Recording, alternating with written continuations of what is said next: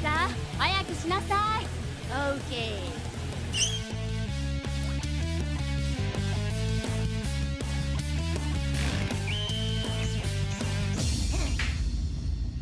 Let's go!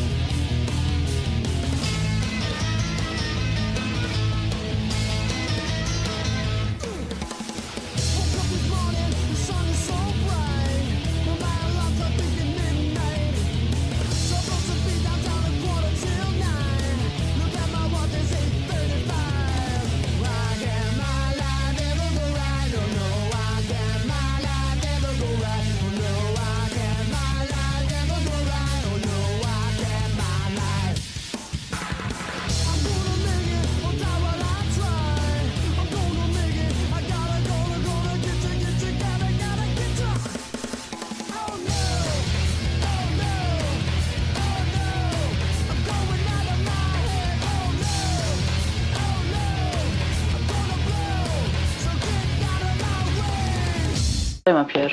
Everybody sit down. Greetings, Colonel. I said sit down! Now, you know how I don't like to use the sit-down gun, but this morning we just don't have time for mucking about. Major Allied cities have come under attack. Nazis? Close your mouth.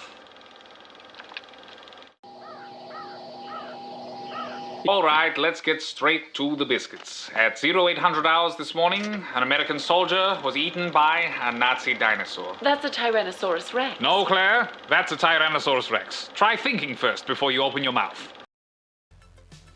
Hello, and welcome back to the channel. Welcome back. It's another Tuesday in the books. Everybody's excited, hyped for the Tuesday action. And I get it. You know? I get it. We're going to crack this energy drink so I can crack both the energy and sound barrier. You know? That's just me. That's just me. I hope everybody's having a good night. I see some early risers in the chat here. K-pop's here, A1's here, Snark was here. You know? Whether they're still here or not, it's another story.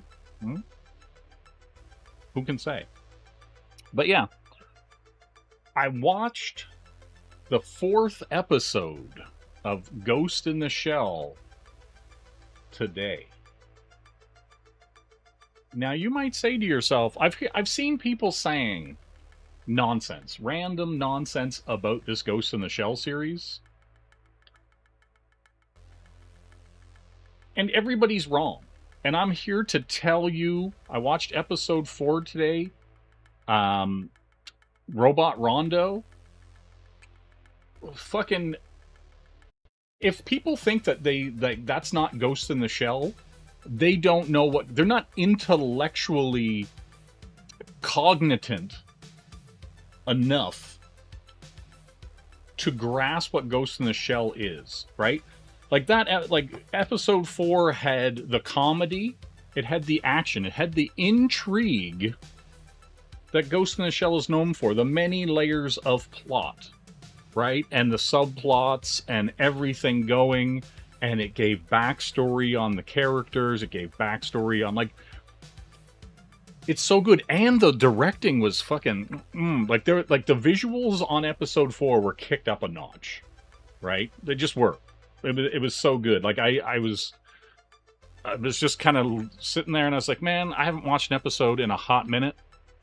Put it on, ate some wraps, some chicken wraps. Delicious. Hey, Alex, what's going on? You were on Twitter today, and let me tell you, some people deserve Jay's hate. Listen, everybody does. Everybody does. And, like, it's not like OG anime vibes. Like, that's kind of like a weird, like, because Ghost in the Shell isn't OG anime. Ghost in the Shell wasn't OG anime when Ghost in the Shell was Ghost in the Shell. You know what I mean? Like, Ghost in the Shell is, like, up here, and most anime is here. Right? Like, Ghost in the Shell will always be up here, and most anime will be here. Right? It's kind of like saying that, like, how can I put it, like, you know, like a William Gibson book, like Neuromancer or whatever. Like, it's up here. It's sci-fi, cyberpunk up here, and other books like a Star Wars book is always going to be down here, right? Like, it's just that's how it is, right? Like, Ghost in the Shell is, you know, a higher quality literature, anime, storytelling.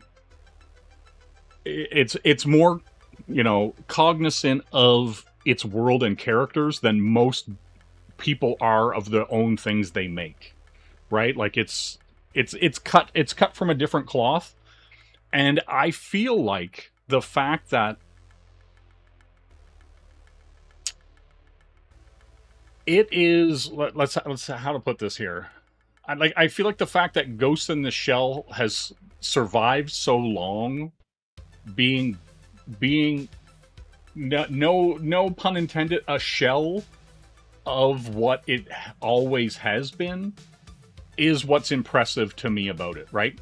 Because, like, this is kind of the first time that Ghost in the Shell has actually been, I would say, honestly translated to anime. Right? Like, I feel like this is the first time it's actually, the people who have made this anime looked at the manga, looked at what Shiro has done with his world, and translated it authentically. Right? And while you might like, you know, the Ghost in the Shell movie, or you might like Standalone Complex and all that kind of stuff, this is the first time that the humor's there, the subtext is there. It's not just like monster of the week. This is a, like, kind of like an ongoing thing, and they're touching on threads, and they're pulling threads together, when a lot of, like, things in Ghost in the Shell would be like, oh, this guy put his brain in a tank, and he wanted to be tough because he was weak as a human, and his parents are proud of him now. Like, that was like Standalone Complex, right? Like, it was touching on the human condition, but it wasn't what Ghost in the Shell was inherently. Like, do you know what I mean? Like, it touched on aspects of Ghost in the Shell, and Standalone Complex is good, don't get me wrong. And the voice cast, like the dub for Ghost in the Shell, like the music for the first season, the opening for the first season of Standalone Complex is amazing. But, gentle viewer, this new series has that, it has that certain je ne sais quoi. It has that, like, oomph. And it has, like, I've seen people get upset that Motoko turns, like, extra cartoony and is like, I wouldn't have done that anyway. Like, do you know what I mean? And she, like, and I'm just like, that's how she always was in the comics. She was, like, all of them had, like, irrational moments, right? Like, they were human. They got upset and frustrated about things. And the things like the movies and Standalone Complex and, like, you know, the Scarlett Johansson movie, they were trying to, like, be high art and trying to be, like, super serious without understanding the people in it, right? They were trying to be like, oh no, they have to be cool and in leather. It's kind of, it's like the X-Men problem, right? It's like the X-Men problem, like, with the original X-Men movies and all stuff, they were like, oh no, we can't have people, like, you know, we can't have Wolverine in yellow. He's got to be in black. Yellow would look ridiculous on the screen. I'm like, they're comic book characters. They're comic book characters. Like, of course they're going to look somewhat ridiculous. They're superheroes. Like, Superman wears red underwear on the outside of his blue suit with a red cape and red booties. They're somewhat ridiculous. Like, do you know what I mean? Like, on the face of it, they're extra, right? They're more than a regular person. And so when you're a dude who can fly and shoot lasers from your eyes, you can wear your underwear on the outside of your pants. Do you know what I mean? No one cares. no one's going to stop you from wearing red booties and red underwear on the outside of your pants, because you can shoot lasers from your fucking eyes. Do you know what I'm saying? Do you know what I'm saying? What's Alex saying here? Oh, wait, hold on. We got some chicken wrap news. You're watching Lanterns to review for folks. Thank God I can tolerate terrible TV easier than others. My disappointment in the Green Lantern, like, the casting's good. Like, some of the casting I seen was really good. I'm just like, you're gonna kill Hal in the first episode, and sure, like, maybe it's a bait and switch. Maybe it's like, you know, you will come back on this, and like Hal caught the bullet before it penetrated his head with his ring, right? And then he just went into the shadows, and he's, you know, true detectiving his way into the Owen, you know, thing, right? Maybe there's some kind of cool whatever, but like, I think that the Green Lantern thing should be really easy. You know, cocky, arrogant test pilot. Carol Ferris, daughter of Ferris Air owner and heir apparent, fall in love. An alien crashes on the planet and gives Hal the ring. Romance and galactic adventure ensue. Right? Like, it's fucking super easy, and for some reason they're like, no, we gotta kill Hal the first episode and make Jon Stewart the man. And I'm like, and I don't even have a problem with Jon Stewart. I liked his character in like the Justice League cartoons, right? I'm just like, it's fine, he's cool. I don't have a problem with Jon Stewart. It's not my it's not like a Miles Morales thing, but it's like, if it's kind of like saying like, there's Green Lanterns and then there's Hal Jordan. That's all I'm saying. Like, Kilowog, Green Lantern, cool dude. But he ain't Hal Jordan. Hal Jordan's a test pilot. He's like, you know what I mean? Like, all that kind of stuff. It should be like the most easy, cool thing to do. Nope. They don't want to do it. Alex is saying the new Ghost in the Shell appears to be attempting to aim for that old school vibe. Also, I hope they don't fuck up the Neuromancer adaptation. Too bad. See, two birds with one stone. I talked about Neuromancer, Johnny Mnemonic, like all the stuff. Like I'm a big fan of Cyberpunk. I have like all the Shadowrun novels. I think except for 2. And like, I'm a fan of Cyberpunk. I'm a fan of sci-fi. I'm a fan of all that stuff. Ghost in the Shell has always been good, right? Like, all the iterations of Ghost in the Shell have always been good, but my lamentation is they always try to like get rid of the comedy and the caricature of Motoko or Togasa or Bateau or any of the guys, right? Because they all have their quirks, and the Fuchikomas, Tachikomas, the whole bit, they're quirky. They've always been weird little children running around doing things. And I laughed my ass off in this 4th episode whenever Bateau comes over the thing and the sniper's there and he's got him cornered, but the Fuchikoma had already got the guy, already had him held up. And then he's like, put your hands up. And the Fuchikoma puts his hands up too. And I was like, yes, let's fucking go. That was hilarious to me. And I was like, see, that's what Masamune Shiro did. Like, in the manga, I have like stacks of stuff over here. Like, in the manga, he put little footnotes about things. He'd be like, like Mossad in this universe isn't the same as the Mossad in your day-to-day life. Like, this government aspect is a parody of this thing, right? And that to me was what was really awesome, right? And so that like kind of like direct, almost like, like creators' notes that are in Ghost in the Shell when you're reading the comic. That's what was cool to me, and the caricatures and the kind of like, those characters being able to be a little slapstick when they wanted to, and them referring to like, oh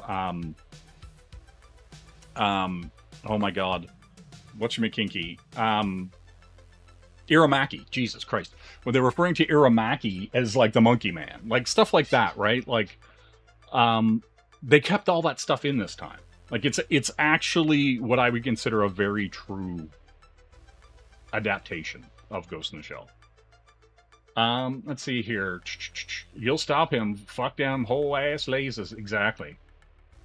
The second episode in the white man dialogue was repulsive. So was like, and see, but that's the thing though. They can't help themselves anymore, right? Like, that's kind of the problem. Like, why can't you write an episode of a TV show that's about superheroes, but yet you have to have people complaining about their white overlords? And it's not about white overlords. Like, do you know what I mean? Like, I'm just like, do you know what I'm saying? Like, I wish we could get back to, hey, we're telling a story. These are characters in the story. Proceed. Right? Like, not like, oh, here's modern day politics. Here's modern audience bullshit. Here's this audience that doesn't exist, but there are 12 crazy people on Twitter that we have to listen to, or we're bad people, or some nonsense, right? And it's like, I miss the visionary, right? Who would go in and go, no, this is my fucking story. I don't care what you think about anything, whether you're the customer or the producer or the publisher. If you want to publish my book or you want to consume the entertainment I'm providing for you, it comes with whatever I feel like entertaining you with, right? Like, I don't think, like, and I've said this before, and some people have gotten a little like itchy about it or whatever. And I'm kind of like, people who create things and make things are doing things that you can't or won't do, right? They are risking it. They are making it their life's work to make things, right? And you, as the person who buys the game or buys the comic book or watches the TV series or nothing, your job is to ingest the content and then have an opinion on it, right? And then I get to go as a creator, like, not me specifically, but just in the royal I, we, whatever, right? Like, I, as a creator, get to go, oh, people didn't really like that part. Maybe I didn't hammer it home hard enough. People didn't understand this. Maybe I need to be clearer about this thing, right? Like, I take the feedback, but you're not a director of anything I do moving forward, right? And I can choose to ignore that feedback and just move on, maybe to my detriment, maybe not, right? Because, like, I think if you listen to outside forces, whether they be fans or critics or anything like that, too much, you're going to second guess the reasons and the actions for why you were doing things in the first place, right? And so it becomes less pure, right? Because you start questioning your ghost, you know, as it were, and you start going, well, okay, would people like this? And you have to, like, my thing is that I always feel like you have to make things for yourself first and hope that it's a hole in the market, and or that like-minded people are also looking for that thing and will gravitate towards it as well, right? And that to me is what is important about being a creator, a creative person, all that kind of stuff, right? You know, so yeah, I don't know. It's frustrating to see certain aspects of things, or people get yelled at online about making things, and it's like, dude, make something. Stop yelling at people about making things. Make a thing. If it's so easy, and you're so good, make a thing. You know, Jon Stewart is asshole. Okay. I mean, probably. You know, I should see which Shadowrun novels I'm missing. I was surprised some of the new Shadowrun material was good. Maybe the Kincaid series, and the games were solid. There's that Shadowrun trilogy, like the Hong Kong, all that kind of stuff. Those were fun. Those were solid. Like, you know, and like that's the thing. Microsoft owns that series. Like, can we get some good Shadowrun stuff? Like, I love like 2XS, Lone Wolf. Those are two of my favorites off the top of my head. What's a Stripper Assassins? Hilarious. There's like the Nyx guy who writes some of those books. He writes other stuff, and I've read some of his stuff. It's good outside of Shadowrun. Yeah, like all good. But yeah, I love Shadowrun. I just like the whole feel of it. Like I like the feel of like elves being like the Yakuza and then being like this top level businessmen. And then there's like dragons who are super intelligent and like running big companies and stuff like that. Like, and then you have like these like guys on the street and like dwarves and like all that kind of stuff. Like it's fucking cool. Like it's like really interesting to see like all the corporate stuff in it, and almost all of them are detective stories anyway. You know what I mean? It's like all like 2XS is just a detective story. Like a lot of these things, like Lone Wolf is just a detective story. They don't start out as detectives. It's not like he's not like a dick sitting on his, sitting at his desk waiting for the phone to ring or waiting for some hot girl to come in.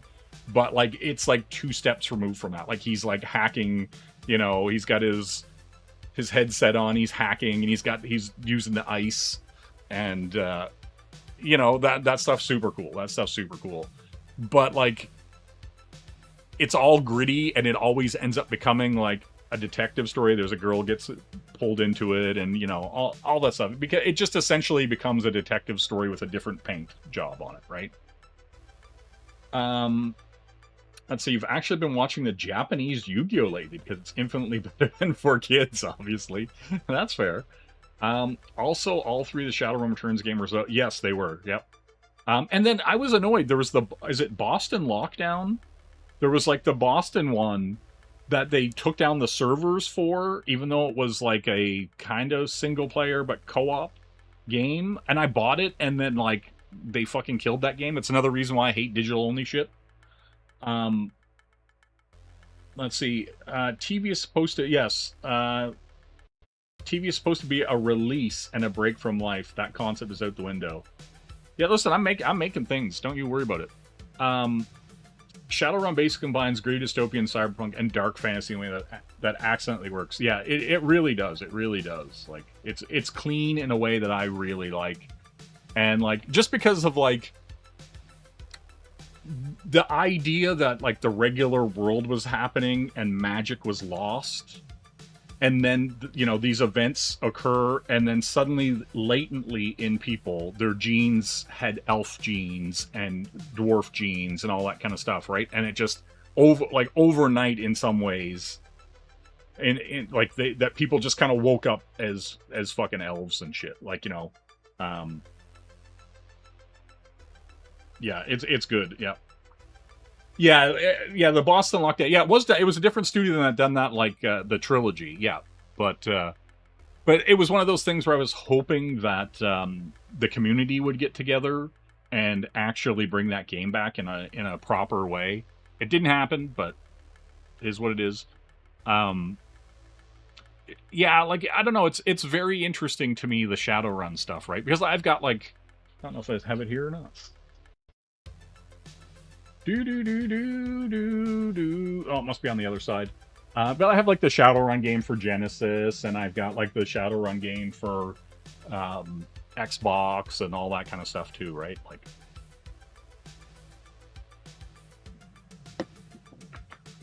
but yeah, super good stuff. Super good stuff. For some reason I thought it was right here, but I'm taking a long look back at my stuff. But yeah. Also, I have to laugh. Yeah, that's the thing. Like but like in the whole world, like magic was lost, and then it's like the Indians, like the tribal lore and all that stuff starts coming back, and like the Pacific Northwest and all that stuff gets like blown out, and like there's just like this kind of like wasteland area that just was once habited, and like it's good shit.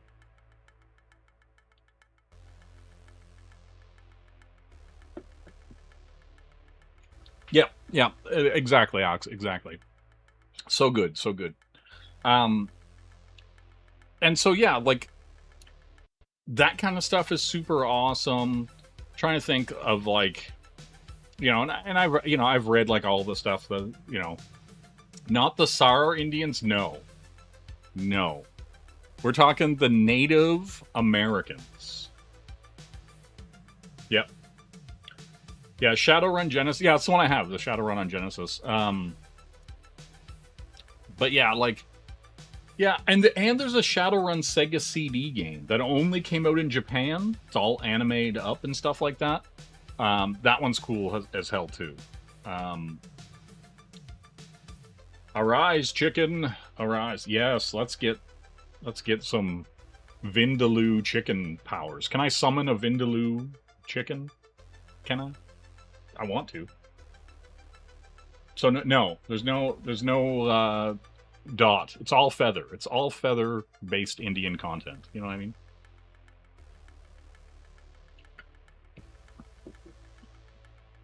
Because it's like shamans and stuff like that, right? And so you got like these like Indian guys running around. Yeah, exactly. I do remember the translation project, but it's such like a lot of those projects are so hit or miss, and you have to be incredibly dedicated to translate those games, and you have to know Japanese, and you have to like understand nuance of the Japanese language. It's not enough to like directly translate it, because like I tried to explain this to someone before, and they just kept looking at me like I was crazy.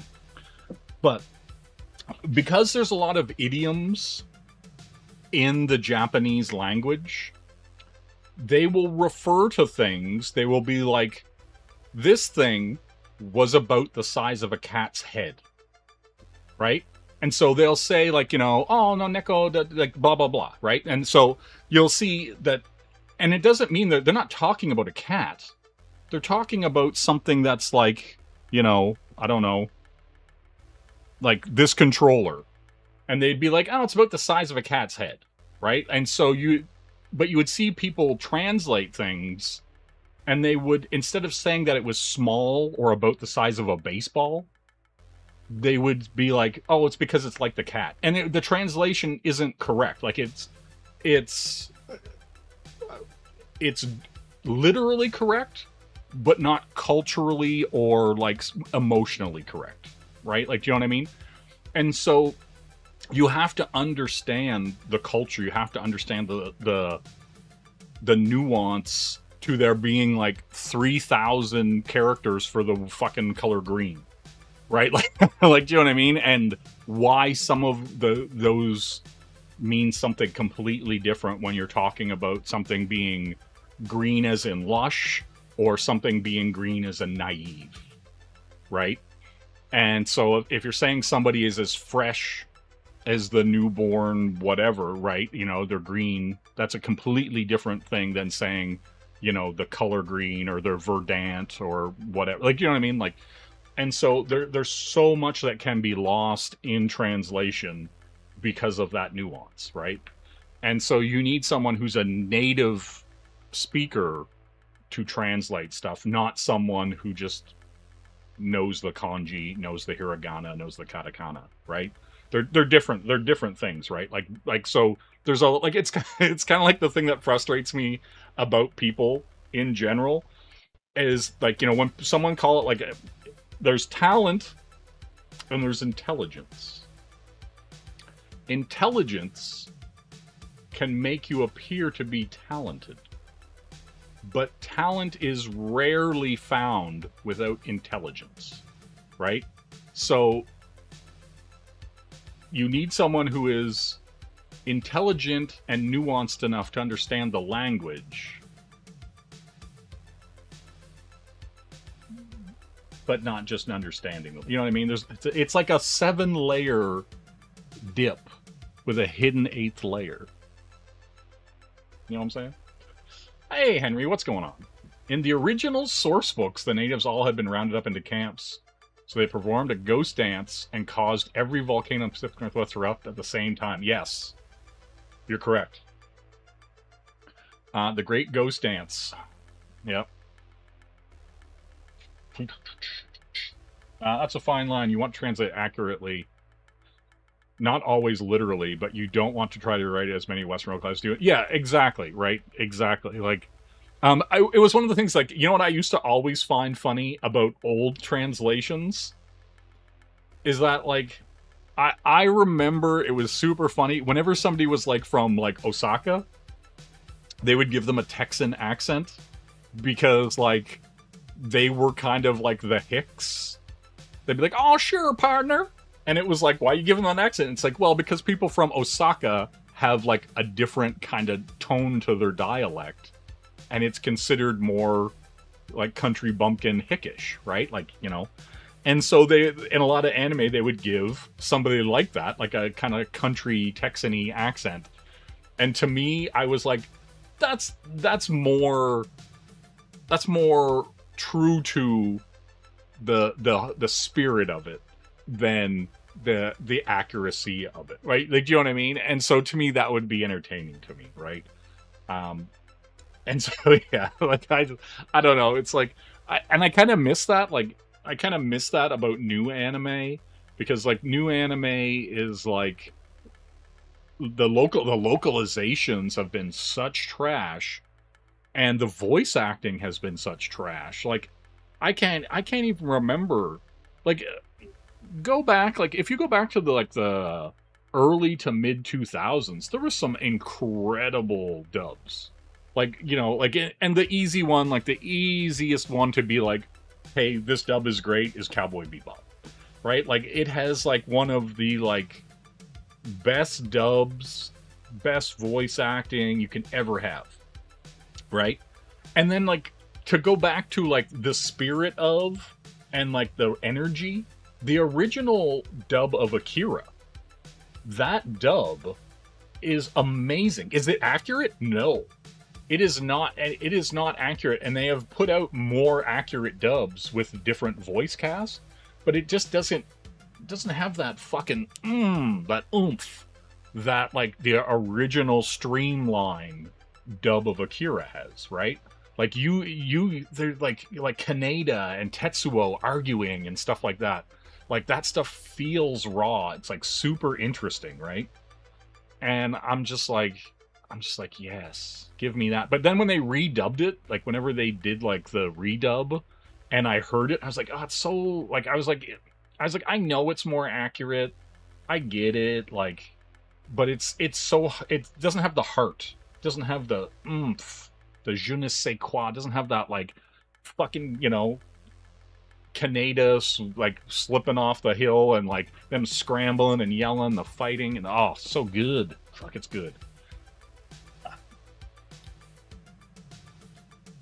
Let's see.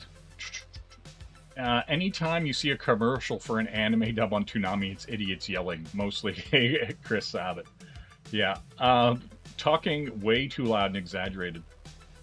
Yeah, like, but the thing is like, some of it's like, hey, it's cartoons, and you know, you have like, okay, when you have a dude like Banjo Jinga, who, you know, like was like doing the voices in like Metal Gear and like did like Heihachi's voice and like all this kind of stuff, right? When you have a guy like him, and then you have to like translate that dude into English, good luck. Like, you know what I mean? Like, good luck. You miss translation notes. You take them over really weird dialogue. Oh, and keep honorifics for subs.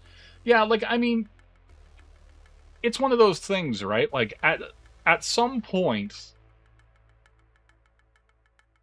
do you want to, like, I don't know, it depends what you're going for. Do you want to study and be, like, noted all over the screen, like, oh, this is what this means, and this is what this means, and this, like, you know, or do you want, like, people to give you the vibe, right? Like, give you the, like, this is how it feels, and I'm accurately translating the emotion and the feeling that's happening, right? Like, I want that over, like, okay, like, you know, he refers to him as senpai means this, you know, blah, blah, blah. Like, because I don't know. I would rather them just be like, just use it and be like, okay, senpai, blah, blah, blah. And then you start to know, like, oh, so it's Chie-chan, blah, blah, blah. Like, you know what I mean? Like, and you just kind of, you pick up that with usage, right? Like, if somebody's, like, being like, cap, no cap, you're like, hmm? You know? And, like, but after a while, you're like, you kind of get it, right? Like, you're just kind of like, okay, you know, he's capping. All right, excellent. he's fucking capping. Let's see. In an ideal world, localization involves both native Japanese and native English bilingual translators working collaboratively, and the Japanese studio guy gets found. Yeah, I agree with that. I agree. And there's like a weird thing too, right? Like the Japanese and the directors and everything, they want it translated into English. They all say the biggest honor is to have it translated into the native language for the people to enjoy, right? And where they get like, what the fuck you doing, is when you start changing the intent and you start making implications that they weren't making, right? But if you're bringing it to English and taking the time and care to translate it, the Japanese love that. I have not seen a director ever say, I don't want it translated. I've never seen a director say, I don't want it dubbed. Right? Like, they want English speakers to be able to enjoy it freely as they would enjoy the thing. They just don't want it messed with, right? You would admit to being able to watch One Piece a lot easier dubbed. The Japanese for that is a bit too grating. And I watched the marathon cuts of One Piece. The marathon cuts that I was watching, they cut out all the filler episodes, and it's literally like, you know, I'd have to look at it, but it's like a full cut of like, I think it's 1 to 25 or whatever, no opening, no ending, and it cuts out all the filler episodes, and so it's like basically just the manga story, not the stuff where they were like, oh, we're just gonna make up stuff about Luffy in a town somewhere. And so that's the way I watched. I think I watched like 400 or 500 episodes that way back in the day. Let's see. Cowboy Bebop was good English cast and the soundtrack. Yeah, the soundtrack is amazing for Cowboy Bebop. Like, I still just put it on and work. Translation notes should be used sparingly as they are in manga. Yeah, like, sometimes, like, you know, in manga, they'll put little things at the front or at the back where it's like, you know, these honorifics mean this.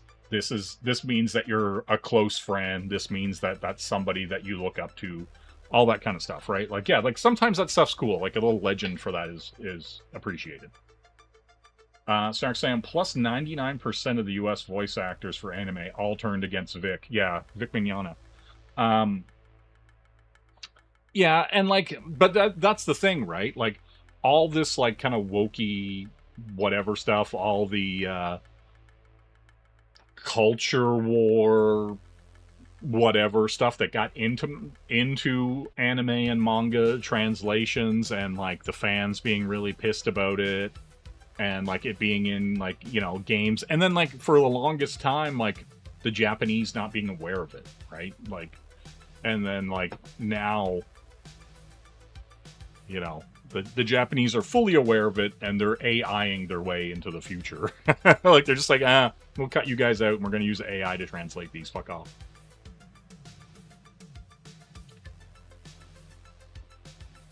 And honestly, I would rather see like AI like take a pass on the script, and then have somebody who's like, you know, a Japanese and English speaker go, oh yeah, that's good. All right, like that gets it. Dragon Ball Z Kai is way easier for you. Yeah, like, and I also, like, I don't know, it's weird, like, I like old Dragon Ball. I'm a fan of Dragon Ball GT, even though everybody fucking seems to hate GT, and it wasn't canon, you know? But it was good. You just bought a 10-in-1 record player. First record I listened to was the music for the G1 Transformers cartoon. I might buy the Gem album. Yes, do it. Do it. I've been doing my very best to not collect vinyl. I have to not. There's things I just said no. I'm not going to collect cards. You know, not going to collect Godzilla cards or anime cards or Pokemon cards or whatever. Not going to do it. And then I started kind of picking up vinyl. And then I stopped really quick. Like, I picked up a few things here and there. And then I was like, no, it's going to get out of hand really quick. So I've got to put the kibosh on this. I've got to stop before I have rows and rows of albums. I can't do it. I just can't, like, you know, I don't think my house could contain the weight of a vinyl collection that I got serious about. Let's put it that way. Like, it's one thing to be like, I got a few records. But if I got into buying, like, game soundtracks and, like, you know, anime soundtracks on vinyl, and, like, you know, I have some rare Gorillaz vinyls that only came out on Record Store Day, stuff like that. They're limited to like 500 or something like that. I've got a few of those, things like that. Like, I got some vinyl, but I've done my very best to stay out of. You know, I have to, like, I collect Neo Geo games, right? Like, I collect video games, you know, like, I literally have like thousands of video games. I don't need other things to collect. Do you know what I mean? Like, I don't, like, I collect anime. Like, on the other sides of these shelves are like PS1, PS2, PS3, PS4 on the other sides of the shelf. And then on the other side are all my short boxes of comics, manga, trades over here. Back there is all like novels, and another shelf back there is anime. Like, on the other side of these shelves, right? And it's just like, it's crazy, right? So that I have to draw a line in the sand and say, let's not step over this line right here. Like, you know what I mean? And that's the thing. You can't collect everything. You can't buy anything.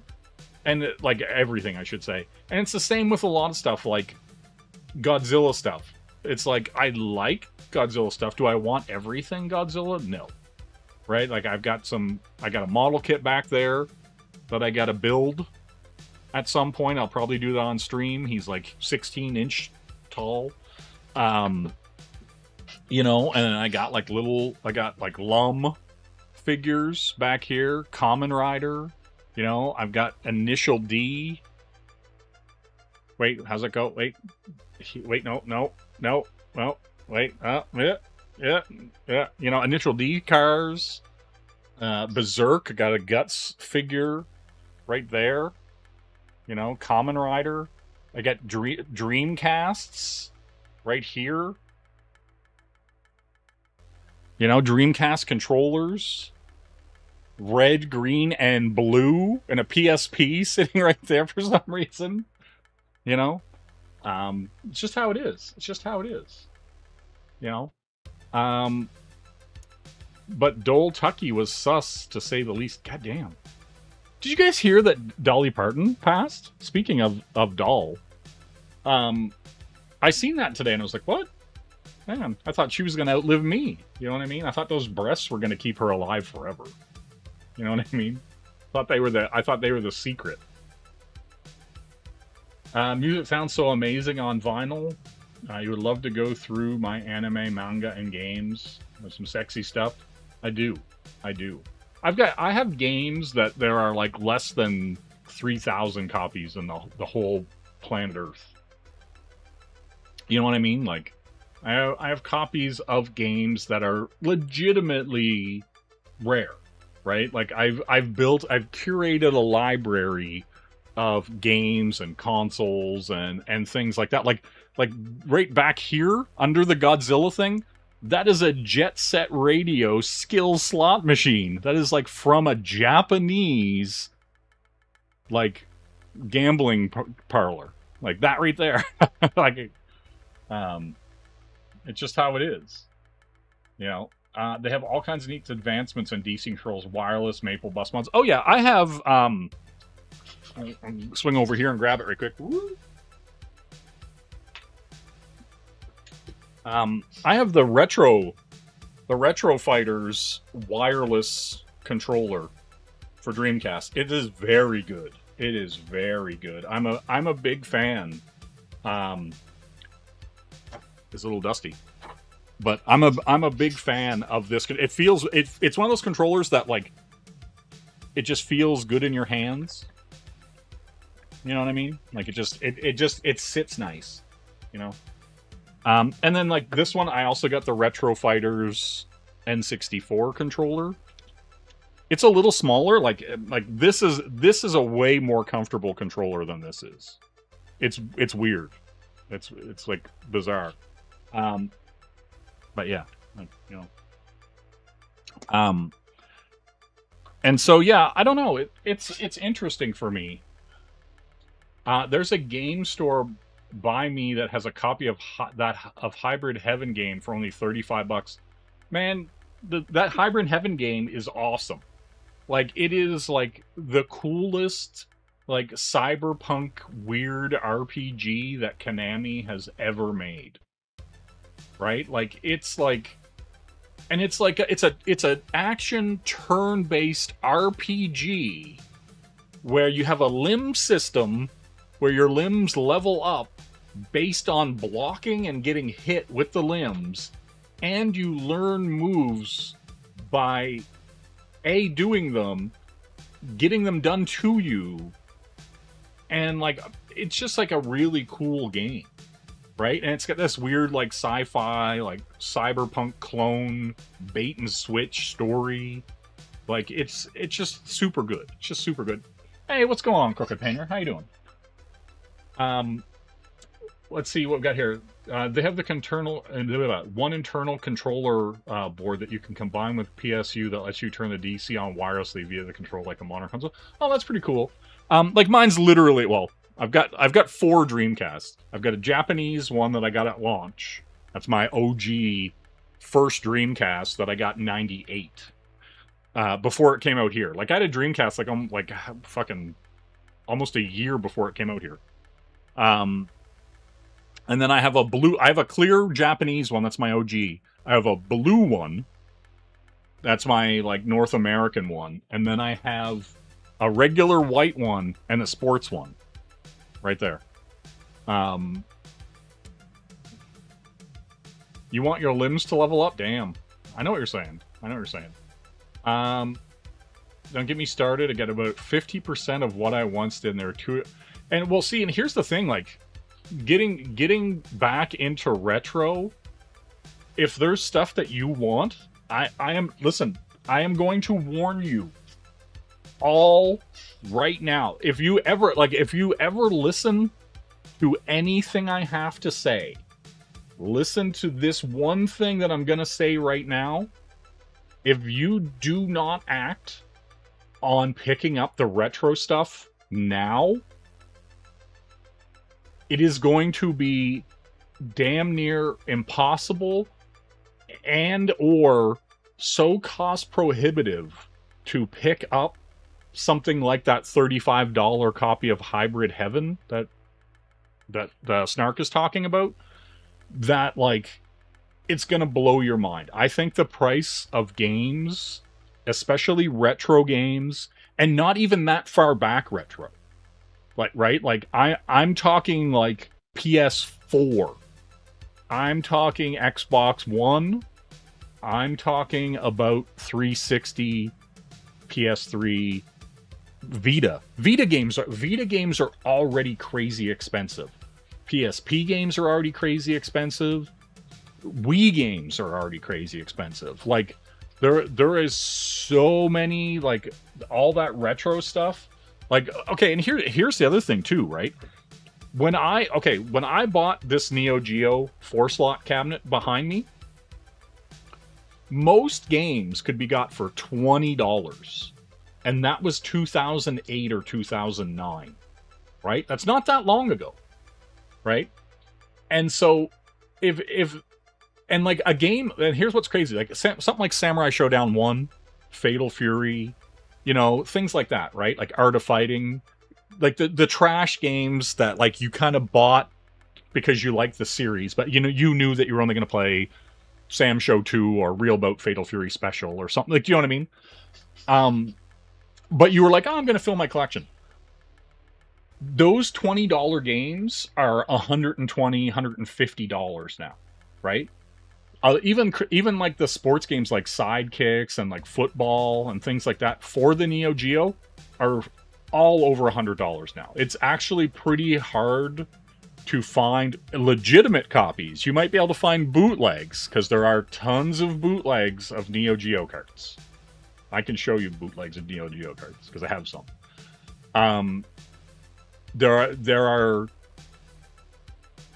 you know, those, and like here, and here's the other thing. Like, go look at like weird games, right, that you wouldn't think would be worth a lot of money. That 50-cent Blood on the Sand game for PS3 and Xbox 360, where, you know, 50 Cent just runs around and goes, "Where's my skull, bitch?" And he's looking for his gem-encrusted skull that he was supposed to get paid at an event over in the Middle East. And then he ends up driving four-wheelers with a bunch of other rappers. That game's great, by the way.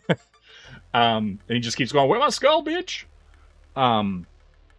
Yes. Also, Snark, you still have your Neo Geo Pocket Color. Hold on to that for dear fucking life. I'm going to tell you that right now. Hey, Tex, what's going on? How you doing, man? But no, seriously, that Neo Geo Pocket Color, hold on to that for dear life. There's like a Sonic game on it. There's Biomotor Unitron. There's a wrestling game on it. The Capcom versus SNK card battle games. The King of Fighters are all that stuff.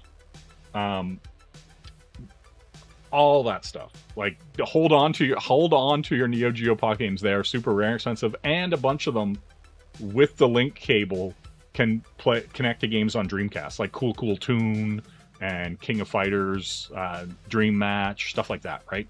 There's a whole bunch of cool things like that. Can you retire if you have Seaman? Maybe. You know what I'm saying? Yeah, Pac-Man. Yes, there is a version of Pac-Man on it. You are correct. That is also very good.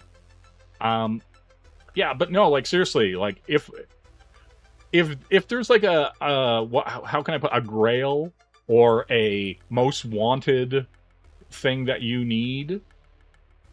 No, and here, listen, here's the thing. It's not hipsters. It's not hipsters. The reality is that physical media allows you to control the things that you purchase, right? Like, 10 years from now, I'm gonna be able to reach over here 10 years from now and pick up my copy of Hunter the Reckoning for the original Xbox, right? I'm going to be able to play this game for the rest of my life, and no one can take it away from me. No one can. And here's the other thing too. Crooked Painter. Say you've got Grand Theft Auto 3, 4, whatever, right? And there's licensed music in it. If you have a digital copy of that game on Steam or on, like, you know, Xbox 360 even, or PS4 or whatever, right? They can go in and take out, like, you know, say there's a Michael Jackson song you love in that Grand Theft Auto game. They can just block that game because the license has expired. But if you have a physical copy on your shelf, you can be like, hey, I can play that anytime I want. And it have the music in it that I always enjoyed in it, right? Like, because, like, kind of, if you think about like Crazy Taxi, it has The Offspring and Bad Religion in it. That first game, that music is that game, right? And so if you're just listening and enjoying that music and the vibe, and you go to the menu music and it's got the doom doom doom doom doom doom doom doom, you know, you're like, yes, like I love this. And then like they put the game out again on PS2 for some reason and it has none of that music in it. You're like, this doesn't even feel like the same game. This feels like somebody like bootlegged a copy of Crazy Taxi with weird music in it, right? Yeah, like there are a ton of shows, like, you know, no matter what show, like if you were watching like Dawson's Creek or whatever, all that music gone. You know, that's all I'm saying. In 10 years, what's left of us will be slaves or cannibals. Listen. You enjoy your slave cannibal life. I, in 10 years, will be living in a house in Japan that I paid $5,000 for and enjoying the company of myself and my game collection. Like, do you know what I'm saying? I have no interest in being here in 10 years. I'll tell you that for free.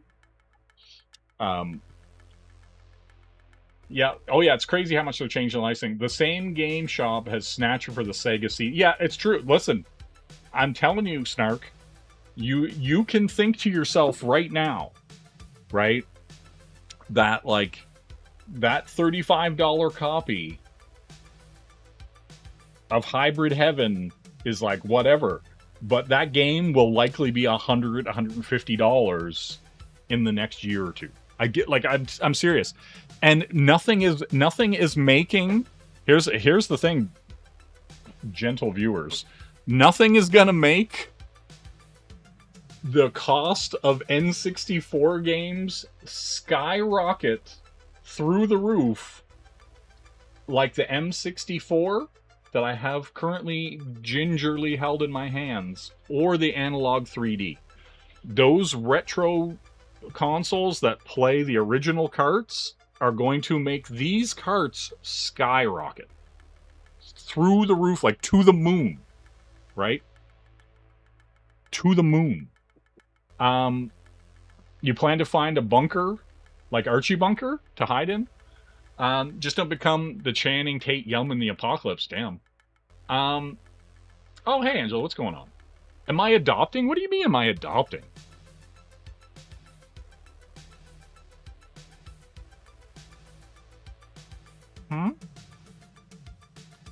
Listen, I will enjoy it. Listen, if I buy a house that was made after 1981, they're all made earthquake proof. Listen, I do my research.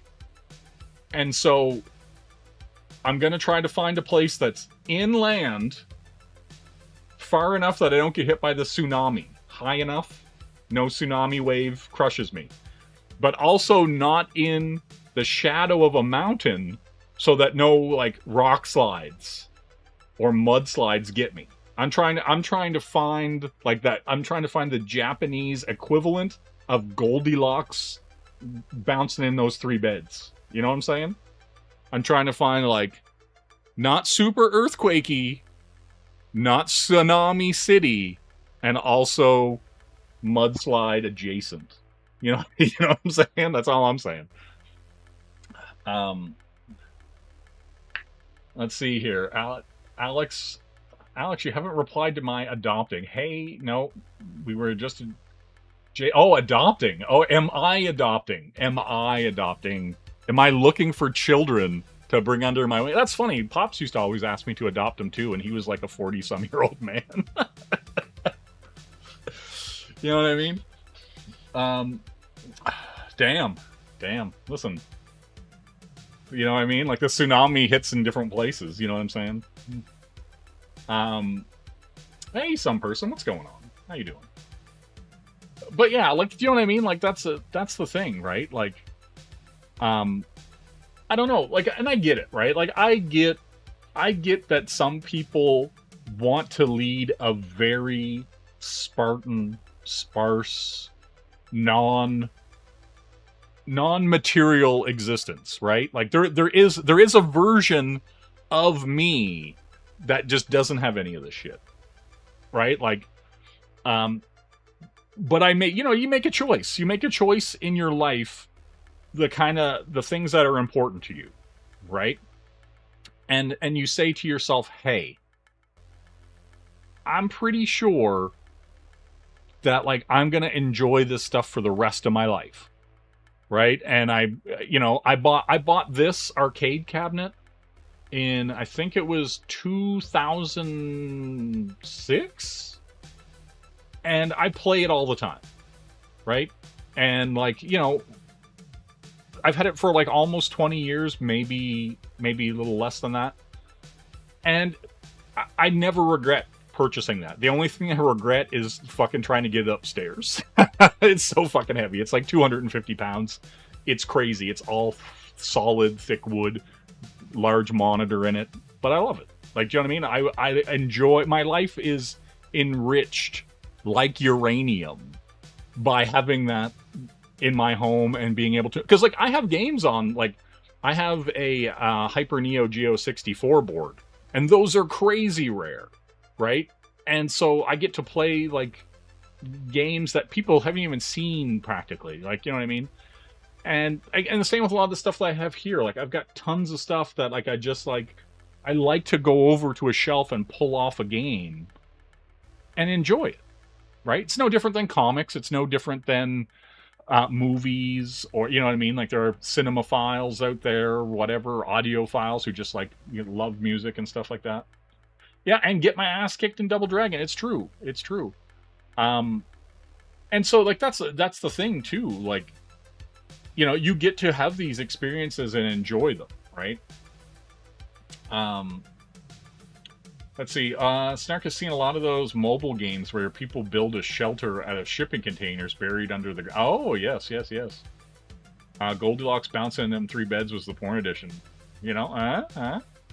Goldilocks and the 3 Bears and Gabe. Oh, damn. Von Coleman and 3 Hairy Truckers. Damn, this went dark real fast. Yeah, listen, and here's the thing, Crooked Painter. I don't expect, like, if you don't like it, cool. Like, if it's not your thing, and you're like, hey man, I just like to read a book here and there or watch a show, and I don't play games or I don't do whatever.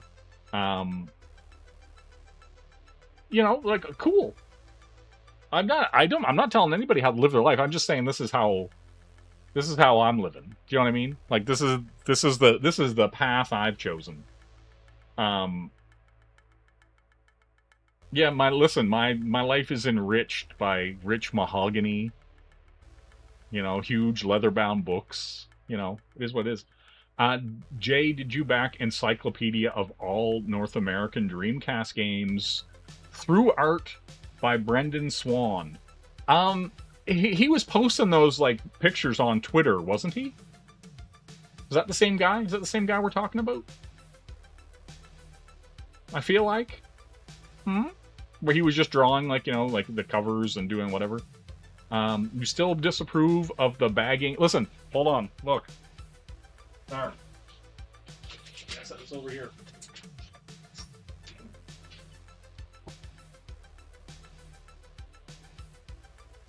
Look, all these are bagged and boarded. Look at all these Ghosts in the Shell 2s. They're all bagged and boarded. Some stuff gets bagged and boarded. Important things. All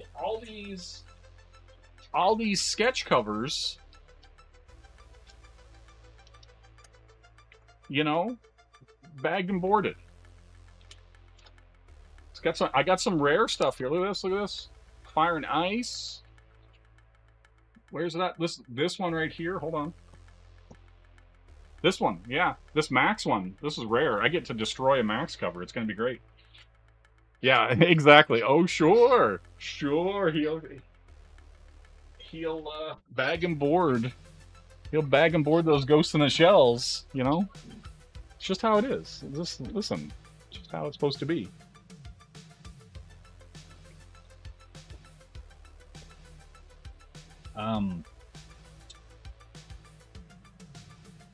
Let's see. I mean, they won't just come apart unbagged, but they do stay nicer long. Yeah, listen, it's true. Yeah, you have to. You just dropped $100 on guppies. Damn. Yeah, that's okay. Yeah, that's the dude who printed all that in the book. Okay, cool. Yeah, listen, I'm bagging the ghosts in the shells. You gotta wrap them.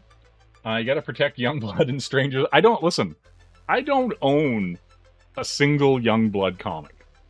I'm just gonna tell you that right now. 0. You know? Yeah, listen, I do take care of the things I love. They live in your greenhouse. That's good. When are you going to stop all that jiving and scribble on those sketch covers? I technically have one I have to finish literally on my desk. It is my plan to do tonight, but then I got talking about how much I enjoyed episode 4 of Ghost in the Shell. You know what I'm saying? See, like if I switch over to here, I have this cover. Hold on.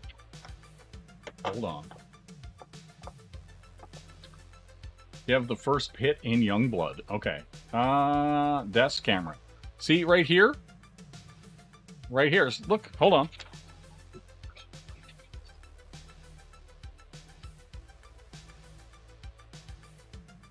See, I have to finish this. Right? See, there's a Red Sonja that I did on a backing board.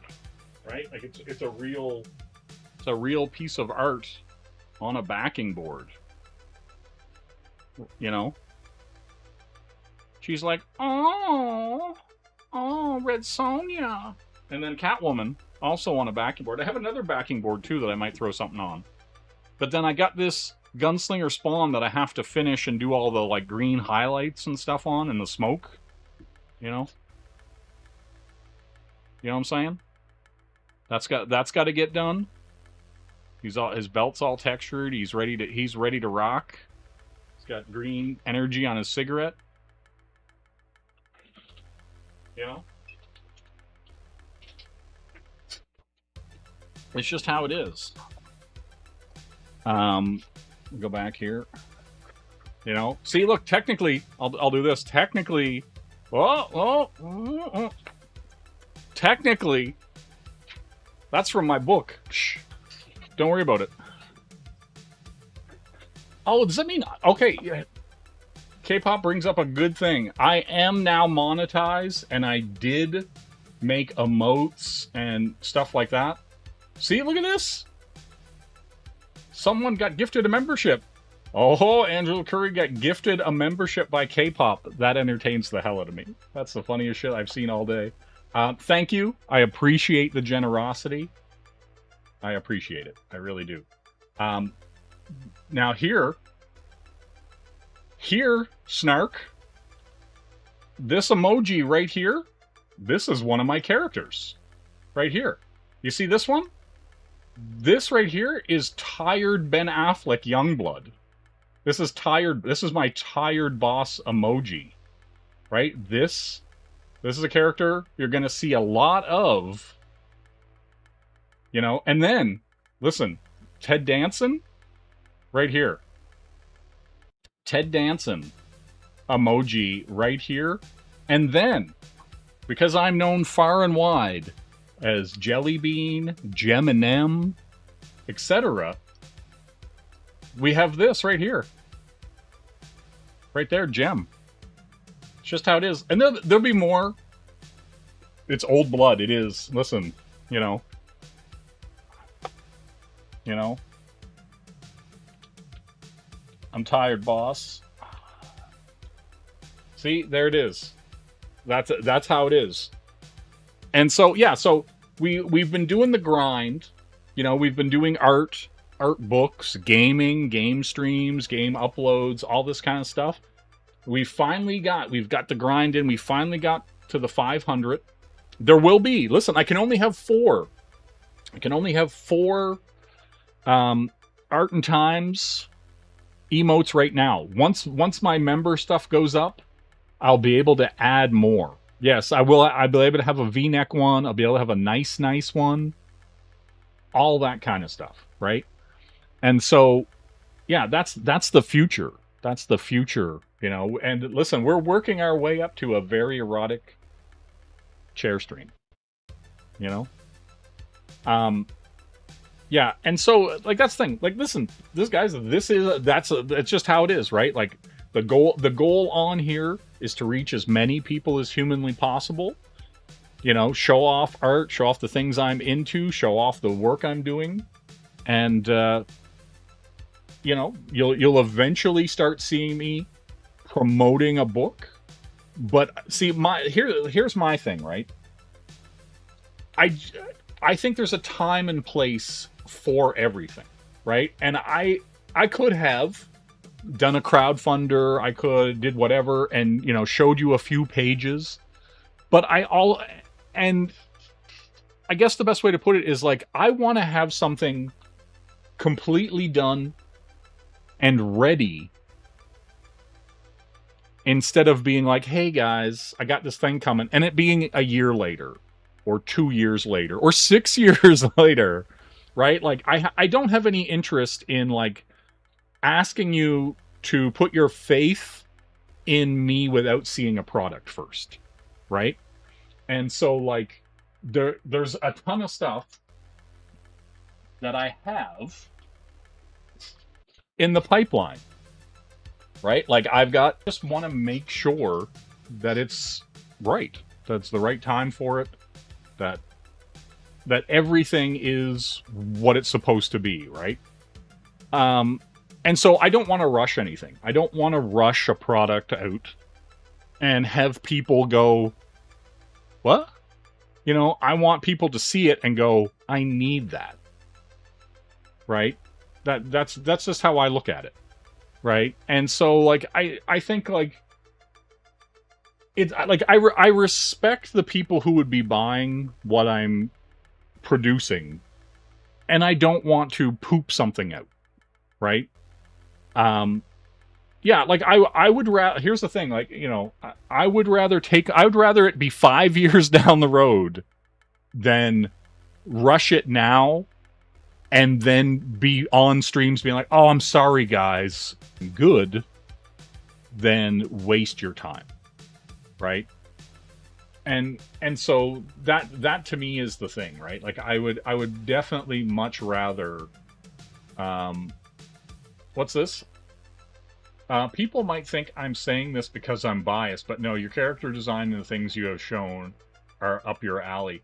Well, like, and for me, like personally, like the things that I'm creating are things that I want to see, and I don't see anything like it, and I think it's cool, and I like the designs, because like I'm very design focused. I'm very, you know, character design, graphic design, you know, focused. And if you're gonna see stuff from me, you're going to be like, oh, that's pretty fucking cool, or that's a cool take on this type of thing. I've never seen that before, right? And like I just don't want to put out my Batman. I don't want to put out my Superman book. I don't want to put out whatever, right? Because everybody's already doing that, right? And the Superman's already out there. Batman's already out there.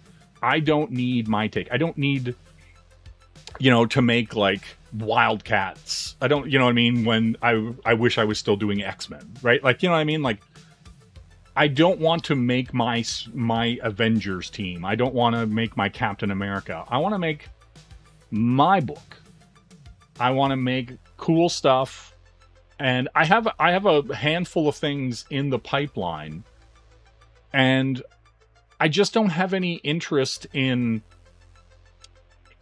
you know, for lack of a better term, going off half-cocked. You know, like showing things before they're ready.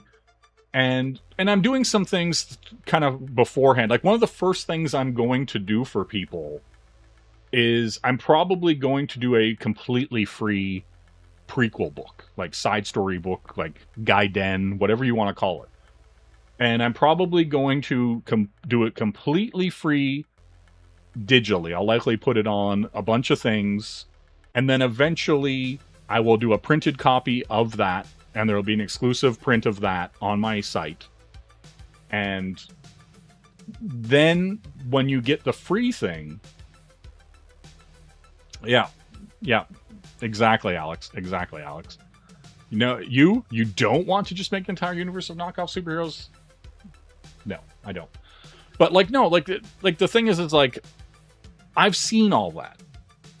I like, you know, I'm trying to put out something that I feel like other people would want. Right? Like, to me, it doesn't make any sense to make another of that thing. Or, oh man, I love Spider-Man so much, I'm gonna make, you know, the Amazing Arachnus. Or the, you know, whatever, right? And his sidekick / love interest, the Cheshire Cat. Like, you know, Amazing Arachnid, Cheshire Cat.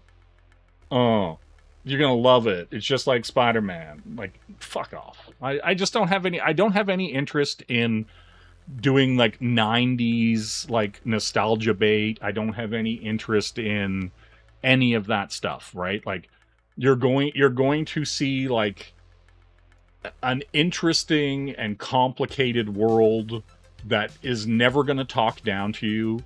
It's never going to like try to like, you know, vomit pablum at you. And I'm just not interested in that. I'm not interested in being like, oh, well, my Superman has a beard and he's, you know, he's the protector, you know, the protector. You know, he's, you know, his name is Kent Clarkson. It's super different than Superman. It's a deconstruction of Superman. Like, fuck off. I just go create something new, right? And with that said, there is nothing new under the sun, right? Like, you know what I mean? Like, Lensman is out there, and you don't have Star Wars. You don't have Green Lantern if it wasn't for Lensman, right? I get that. But what you do is you take everything and you make it so much yours. You steal everything, but steal it so well that no one gives a fuck, right? Like, you make a really good thing, and, you know, and no matter what you make, right? Like, even if you supposedly made the most original piece of media on planet Earth, right? Because of the way the human brain works, if a guy had a claw of any kind, hook, whatever, coming out of his hand, someone would be like, oh, that's like Wolverine. Because the human mind tries to understand and make sense of things, so it wants to immediately compare it to something else, right? Like, we're simple creatures, well, most people are, you know.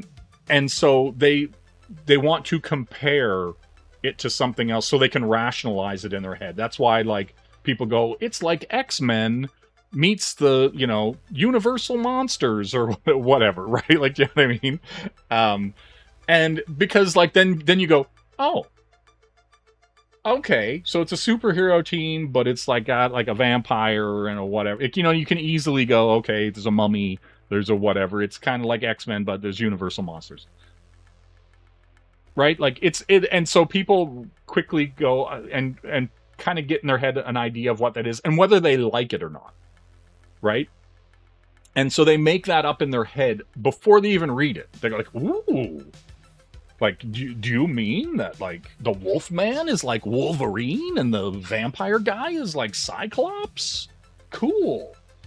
You know, like that kind of thing, right? Because people just, they can't just go, oh, that caveman is like going on an adventure, but he somehow teleported into the future, blah, blah, blah. And they're immediately going to go, oh, it's like Conan, but it's like, meets the time traveler, meets the, what, you know what I mean? They're just going to start trying to make it make sense for them. And so, yes, the Wolfman has nards. He's got swinging, pendulous balls, right? Like, he, you know, and they don't call him the Wolfman. They call him Teabag McGuffin, you know? A Gambit knockoff. Call him Sleight of Hand. He dimensionally charges Pokemon cards and explosively rearrange matter to different degrees based on the card's stats and rarity.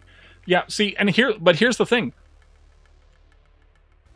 Right? But the reality is that he's so powerful, the cards aren't even rare, but in his head, he bends reality, and so he's not even really aware that his power is that big.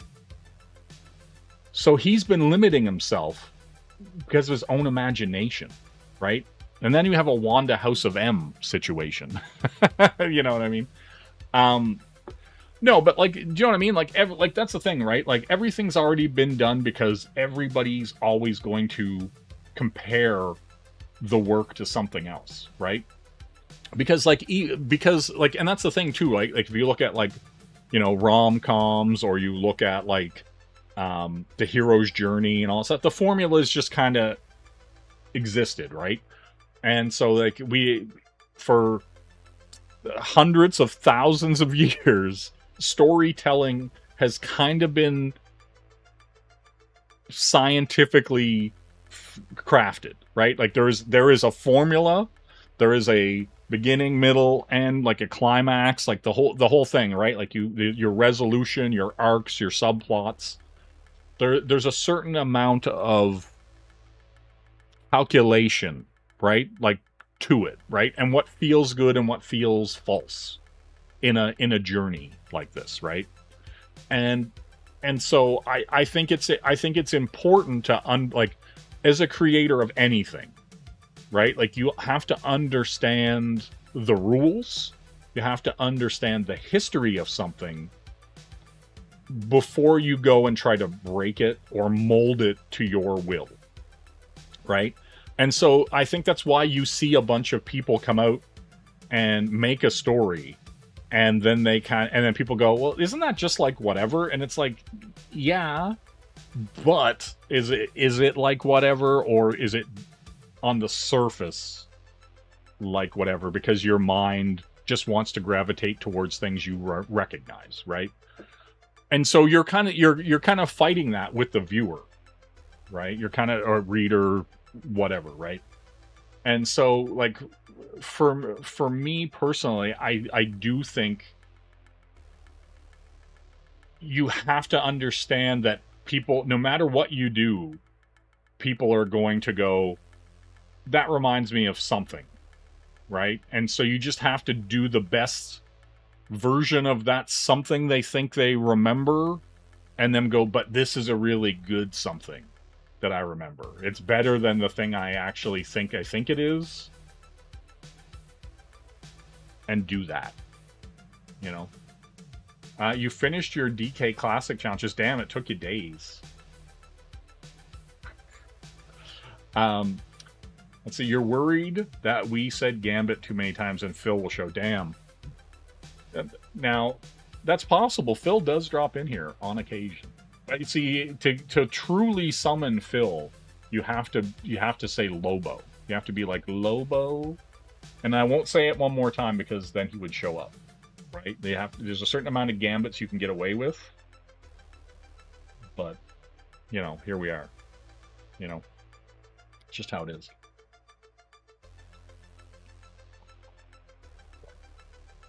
But yeah, you know, and I do think, like, just as far as like storytelling and stuff like that goes, I do think like a lot of people don't understand like what a good story is. You know, to know that they're making a bad story. Like, do you know what I mean? Like, it's very interesting because you see people and they go, oh, but like I made it sort of based on this, and it's like, okay, but did you understand that? Like say, like, I don't know, like say somebody's making like a cyberpunk thing, and they're like, oh, I want to make like a Neuromancer's kind of story or some kind of cyberpunk story.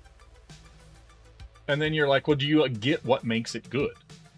Right? Like, did you just watch the Johnny Mnemonic movie and not read any cyberpunk?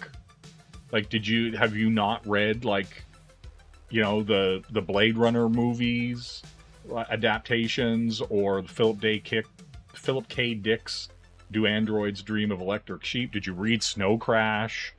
You know, like, all that kind of stuff. Like, have you read the bangers of the genre to understand why they're the bangers, right? Like, you know, it's like kind of like Cowboy Bebop, right? Like, there's a reason why people go, Cowboy Bebop's a banger. It's universally a banger. Everybody and their dog is like, hey, the arc that Spike has, the arc that Faye has, the arc that Ed has, the arc that Jet has. Good. Like, all those characters have unique and interesting subplots while they're on individual cases and adventures, right? But they all kind of intertwine, right? And so, like, that to me is one of those things, right? Like, if you don't get why Ghost in the Shell works, why Cowboy Bebop works, if you don't get why Azumanga Daioh is one of the best, like, slice of life comedy mangas and anime, do you even understand comedy or slice of life, bro? I don't think you do, and I don't think you've seen it, right? You know, I don't think you've seen Chie-chan talking to the weird yellow cat. You know? Deep cut for some of you, but, you know. Yeah, like, well, and see, that's the thing, like too many people are used to their 90s garbage and don't want to better the craft. And, like, I do think that's actually a problem, and I've said it before, right? I think that Rob and people in Rob's, like, circle, I think they have done more damage to, like, comics and comic creators than anybody else. Like, full stop. Like, I like, you could, like, somebody could be like, yeah, but, like, Jack Kirby died homeless. Like, Marvel, they're terrible. I'm like, no, Jack Kirby didn't damage the craft. He didn't damage the medium. He didn't damage hundreds upon thousands of artists who looked at that stuff in the 90s and tried to, like, emulate it, right? And not even understanding what they were emulating, right? Like, and that to me is the weird thing, right? Like, because you would think like I'm still waiting for it, and I haven't seen it. I haven't seen, like, somebody taking the 90s look and style of, like, you know, whether it's Extreme or whether it's, you know, Image Comics as a whole, and put out this, like, 80s equivalent of the 90s today, right? Like, you see a lot of people do 80s stuff and you're like, oh, that feels authentic. That feels like it's very period appropriate, everything like that. And then, like, the 90s, like, comic book aesthetic and style, but, like, thoughtful and interesting and crafted, right? Like, there's, like, a lot of people who are just like, oh man, it's super cool that there's no background here, or whatever, right? Yeah, well, and that's the thing, right? Like, some 90s stuff was cool. Yes. Video games especially. Like, I think that if you go back and look at, like, X-Men versus Street Fighter or Darkstalkers or a lot of the art from the 90s out of Japan that was in video games, that stuff has aged incredibly well, right? Like Joe Madureira, Joe Mad, whatever you want to call him, his style exists because of that stuff, right? Like, he's a fan of, like, Art Adams, but he's also a fan of, like, Shinkuro and like all these Capcom artists, right? Like, what is it? Is it what game am I thinking of? Oh my god, Cyberbots, like stuff like that, right? Like, you can see where, like, a lot of his craft and a lot of his style and a lot of his, like, anatomy and exaggeration comes from those Capcom artists, right? You don't see Rogue with, like, the Motoko Kusanagi haircut and suit with the jacket if it's not for 90s comics and anime and Capcom fighting games and all, like, you know what I mean? Like, you don't see that style. And so you can go back and look at a lot of that stuff and it still looks good, right? But I haven't seen anybody now, right? Because, like, if you look at Rob, like if you just look at Rob and a lot of people in his orbit that are making comics, like whether it's like Fraga or whoever, right? Like, and Rob specifically, if you look at those guys, the craft hasn't gotten better. Like, you know what I mean? Like, it was weird. Like, I looked at that stuff and I was like, there's no storytelling here, right? Like, if you've been in the industry for however long, like, just drawing a bunch of headshots, why are you doing that? Right? Like, if you're writing a story and you just, like, guy has two guns in one panel, and the next panel he's holding a rifle, and then in the next panel he's holding the gun again.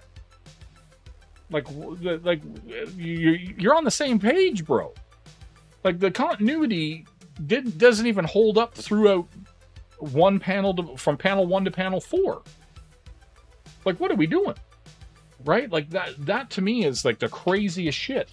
And I'm just like, and the dialogue in these books, and it's like, who are these written for? Like, are they written for illiterate people who have, like, the memory of a fucking, like, a dog? Like, it's crazy, right? Like, you know, I just shake my head, right? And so, yeah, that's the thing. I don't know. I just don't get it, right? Like, I just don't understand how you can be a fan of comics,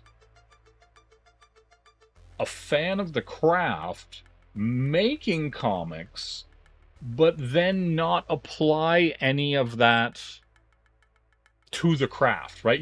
You're not applying, like, if you're a fan of Jack Kirby, if you're a fan of any of the old guys, right? Like John Romita, Steve, like, you know, Buscema, any of these guys, right? Art Adams, whoever, right? Like, whoever it is that you could pull out of your, you know, history box and be like, these guys were influential, their work was seminal in pushing the medium, right? Like, even look at Frank Miller, right? Like, any of these guys, like Frank Miller now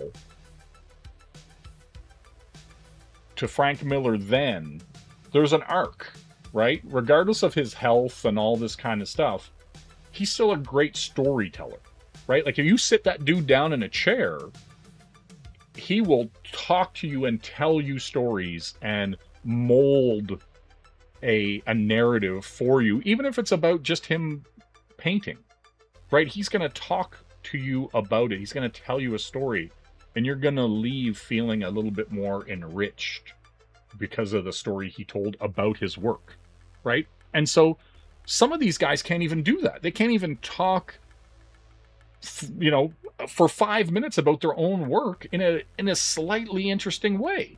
And it's depressing as fuck. Like, it's just like, do you not have any passion for your work? Like, do you not have any passion for the craft? Like, I get that your cross-hatching is fucking great, bro. That's great cross-hatching. Like, cool. But the cross-hatching, the fucking, you know, cool shot of a guy guns akimbo doesn't fucking matter if there's no story there, if there's no, like, gravitas, if there's no, like, impetus or care that you're, like, giving me to continue to want to read, right? To be like, oh my god, what's gonna happen? Like, you know what I mean? Like, he jumped through the window, he's got the guns, but then he just killed everybody and nothing happened. Huh? Like, what? Like, there was no, like, yeah, like, you know what I'm saying? Like, guns akimbo, buns akimbo, you know, akimbo slice, you know? Yeah, it's, I don't know. It is what it is, right? Like, it's very bizarre. It's very bizarre.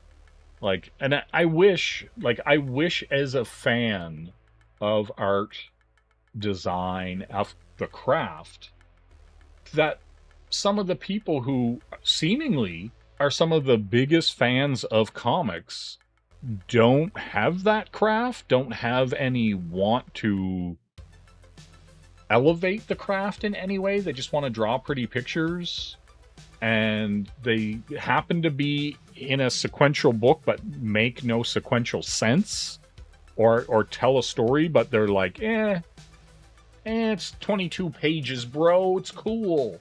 See what I did to that bicep? It looks sick. That bicep is sick. And it's like, okay, it's a sick bicep, I agree, right? Like, I'm just like, and that's the thing, like, even with those Youngblood books, there's a few shots where you're like, oh, that's cool, you know, but like a few shots going, oh, that's cool, does not make an interesting or good story, does not make a book that like people are going to think about after they've read it. Like, and I just don't understand why you would want to make something that isn't even like something you'd want someone to think about later, right? Like, I want someone to tell me a story and then me go, man, that was pretty fucking cool. I wonder what happens here, or what if they did this, or whatever. Like, I like stuff to be so cool and interesting that it's a catalyst for me to start thinking about things, right? Like, I like when I see something and I go, oh, what if whenever, like, think about, like, there's this like scene, I think about it all the time, right? And it's a dumb thing, but there's a scene in Die Hard, I think it's like, is it 3 or 4? One of the, I can't remember which one it is, but it's like not one, it's one of the non-good Die Hards. Maybe it's 4. Is that the one with Kevin Smith in it? I can't remember. Anyway, and there's like barriers, like there's like concrete barriers, and there's a car chasing after Bruce Willis, and he jumps over the barrier and like starts shooting at the guy, but then the car hits it and flips over, and like that got me thinking about like a scene where instead of him hiding behind it, what if he jumped and the car hit and he flipped over the car and shot the guy through the thing, like, you know what I mean? And like there was like cool movement, and he was active in the scene instead of being passive, right? He was doing something to eliminate a threat before it got to him, instead of cowering behind a cement barrier, right? And like, you know, that kind of stuff. And so that's the way I think about it, right? Hey, Sumo, how you doing? What's going on tonight? How was you were getting on a plane, you were leaving on a jet plane. You didn't know if you'd be back again. How did that scenario play out? You know what I mean? How did that go?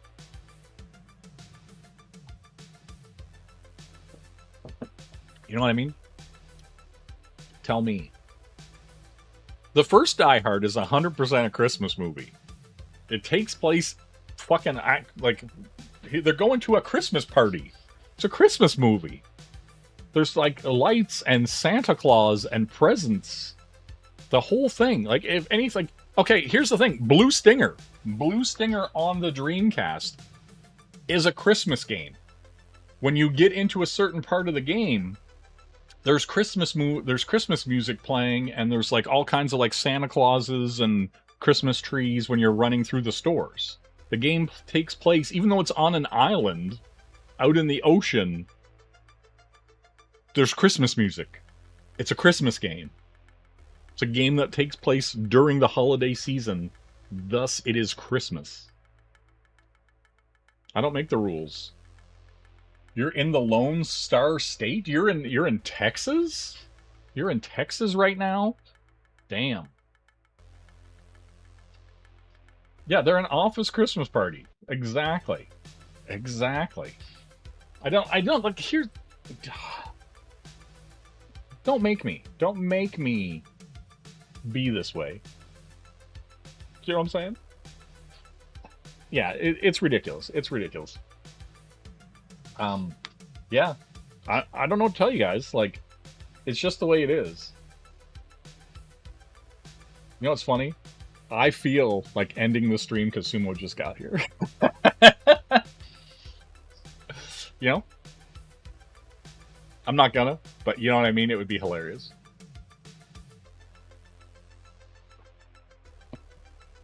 Stroker and Hoop had an excellent Christmas episode. I'm gonna narrow my eyes, and I'm gonna look to the left, and I'm gonna look to the right.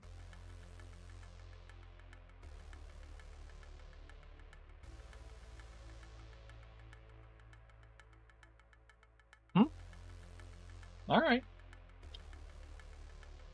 I don't tell you. I really don't. I don't know what to tell you.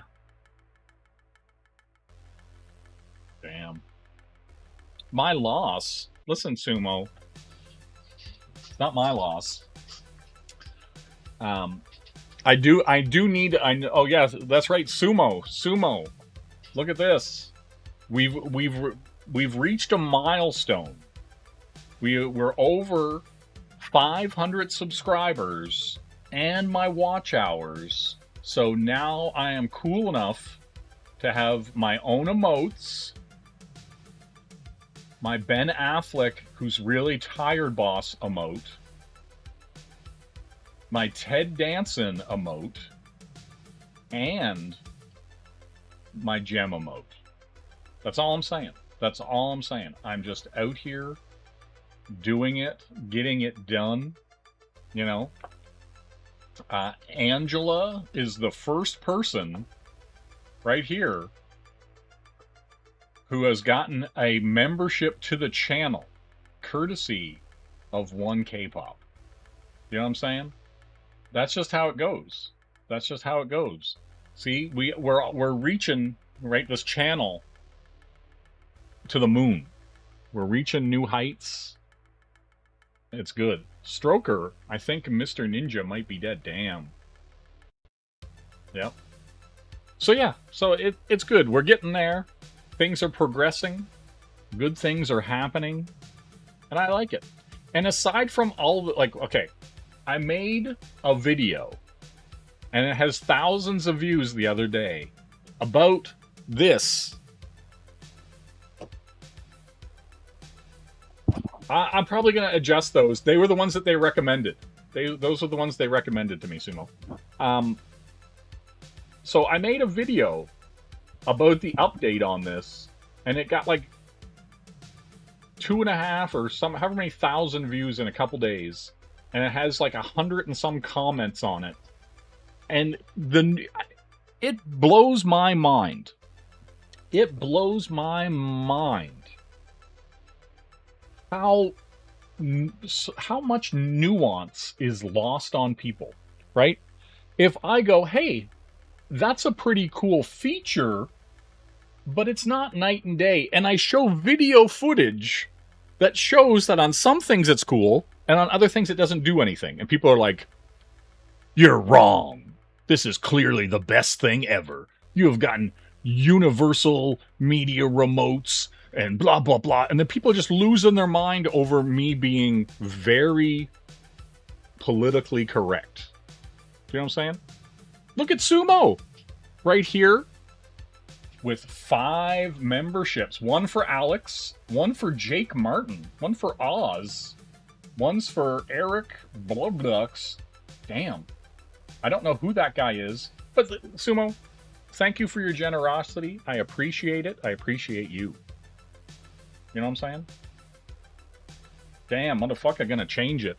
Yeah, I have to change some of the stuff on it, but they recommended all these things. Yeah, Sumo got his own membership. I like that about him. That's a good call. Yeah, thank you, Sumo. I appreciate that. I really do. Your generosity, greatly appreciated. But yeah, no, it's really interesting, right? Like, to see, like, people comment, and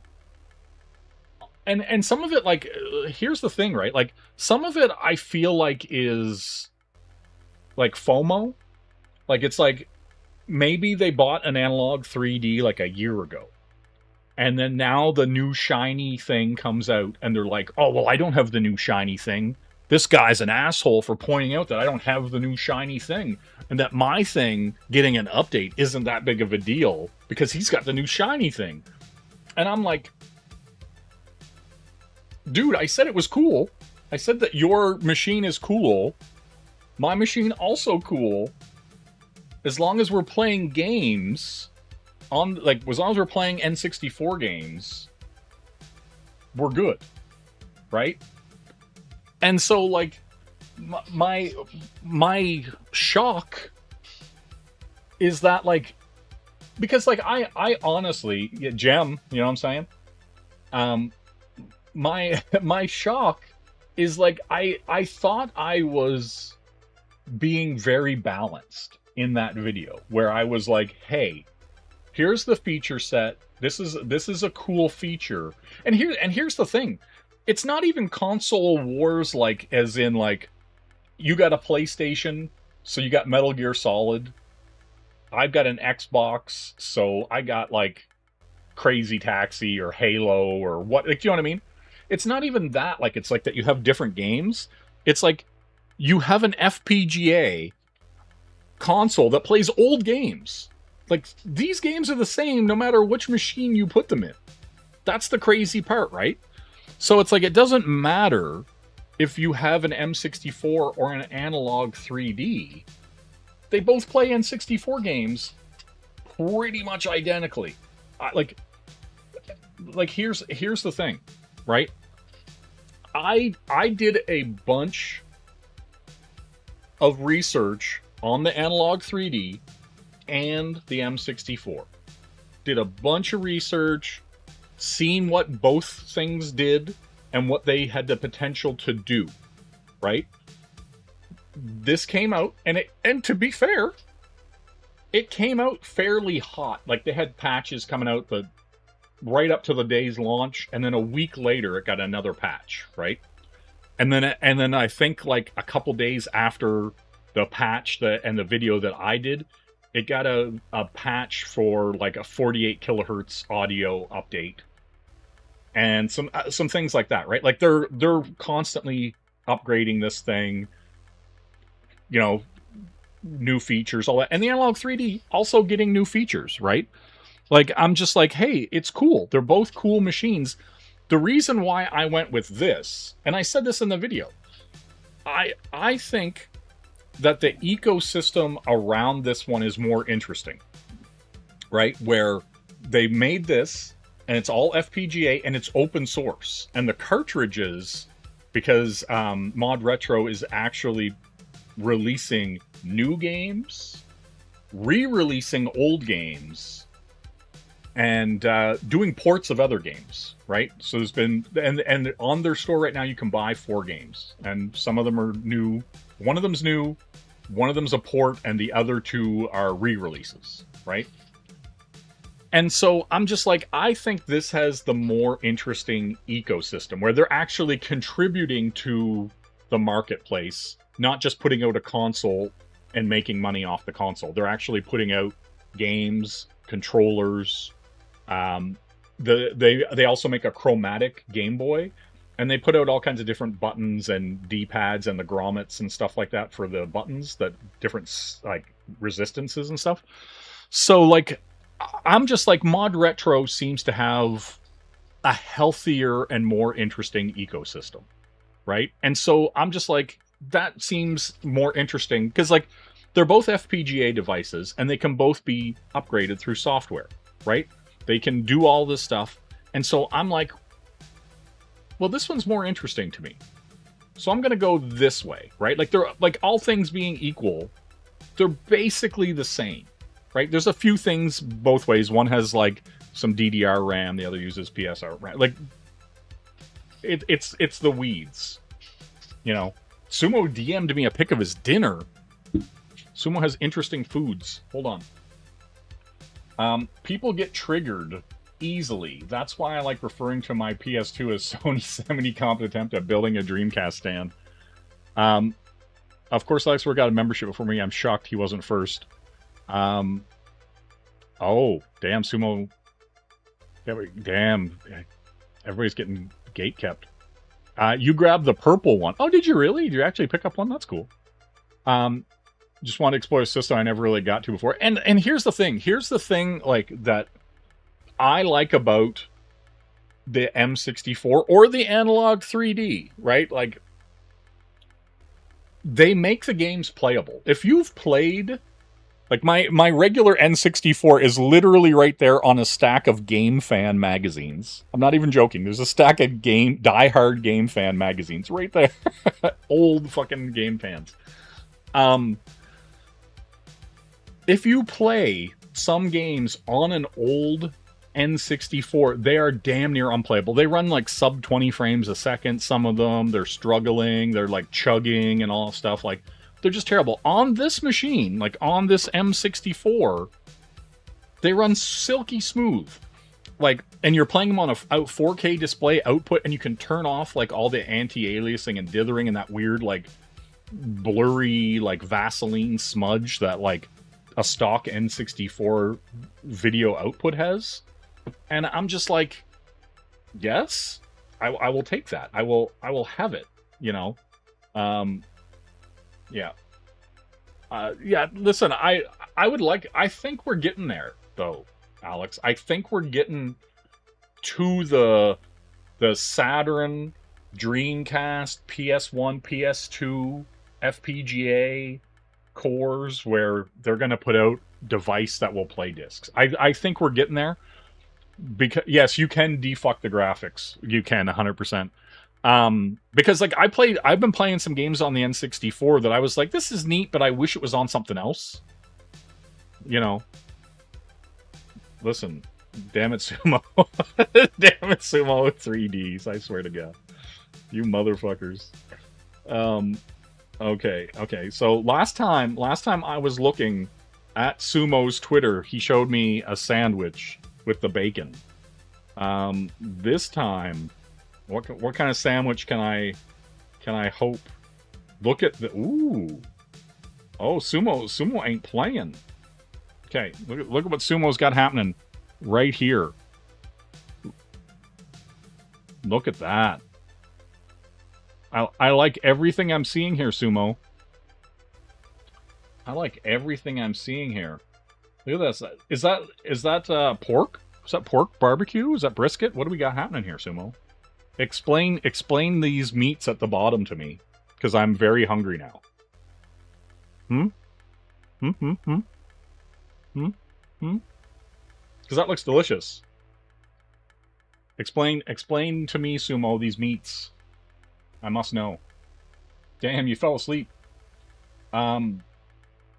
I hated the 64 graphics, that's why I rarely played it. Yep. Well, they're making a Neptune, but if it doesn't connect to my Sega CD and work with my 32X games, I'll riot. Yeah, that's true. Man, let's get Sumo to DoorDash everybody. You know what I mean?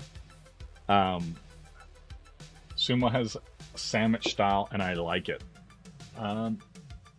Let's say, Jay, encourage Sumo to drink more until he thinks sending me food is a good idea. Damn, that's rough. That's rough. No, like here's the pulled pork. Yeah, that's what I'm saying. Pulled pork brisket. That's what I was saying. I knew it looked like pork. I was like, ooh. Pork belly, burnt ends, and brisket. Damn. You know, okay, it's not as good. It's not as good, Sumo. But the other day, there's like, when I go to get my mail, right? When I go this way, but there's a bridge that's out. So I have to go around to get my mail. But it was good. You know what I mean?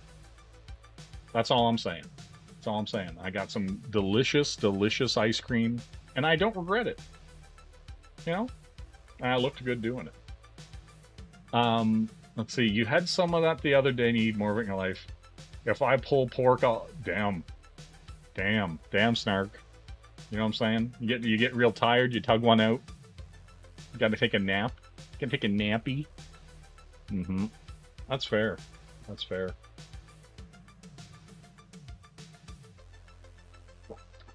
It is what it is. You know what I mean? I like it though. But yeah, I don't know. You know? Listen, calm down. You know? Everybody calm down. You know what I'm saying? Also, I did a video. This is why you know I'm not chasing the algorithm. I'm not like chasing like, you know, I'm not a YouTuber. Is that like I immediately made a video about unboxing the TMNT Cross Godzilla figures that did nothing. It did nothing. I uploaded it. After uploading a video about the M64, I could have just became like an M64 like shill channel, and I'm just like, no, I thought it was interesting and I like what's going on with it. And so when they do things that are interesting, I'll probably talk about it, but like I have no interest in like, you know, I don't know how to describe it, but like chasing the algorithm, I guess. Like, so if I put up a video, it's because it's what I wanted to do. It's not because I'm like, oh my god, I need to get views, you know?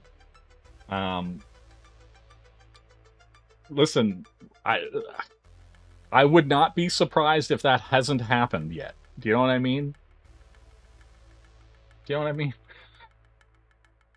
Like I'm not, you know, I'm not weird, but I know other people are weird. You know what I'm saying? Oh, you know what? Here's what's funny, Alex. Speaking of weird consoles, I don't know if I ever showed you this. See if I can grab this without knocking every Sonic. Don't come down. Don't do it. He came down. All right. I got to show this to Alex because I know he would appreciate it. Yeah, I just don't have any interest in it. Okay. So, have I ever showed you this, Alex? It is a PlayStation placeable. See what I'm saying?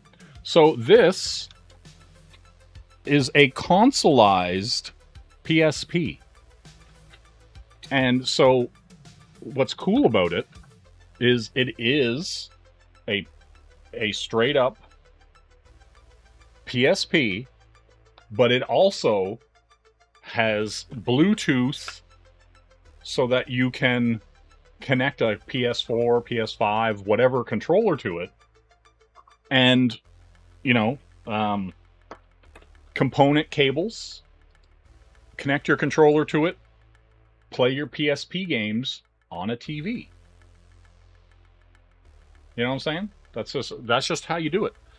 And so, like, I just want to play games on TV. I'm not a handheld guy. Like, it's such a weird thing. Hey, Noah, what's going on?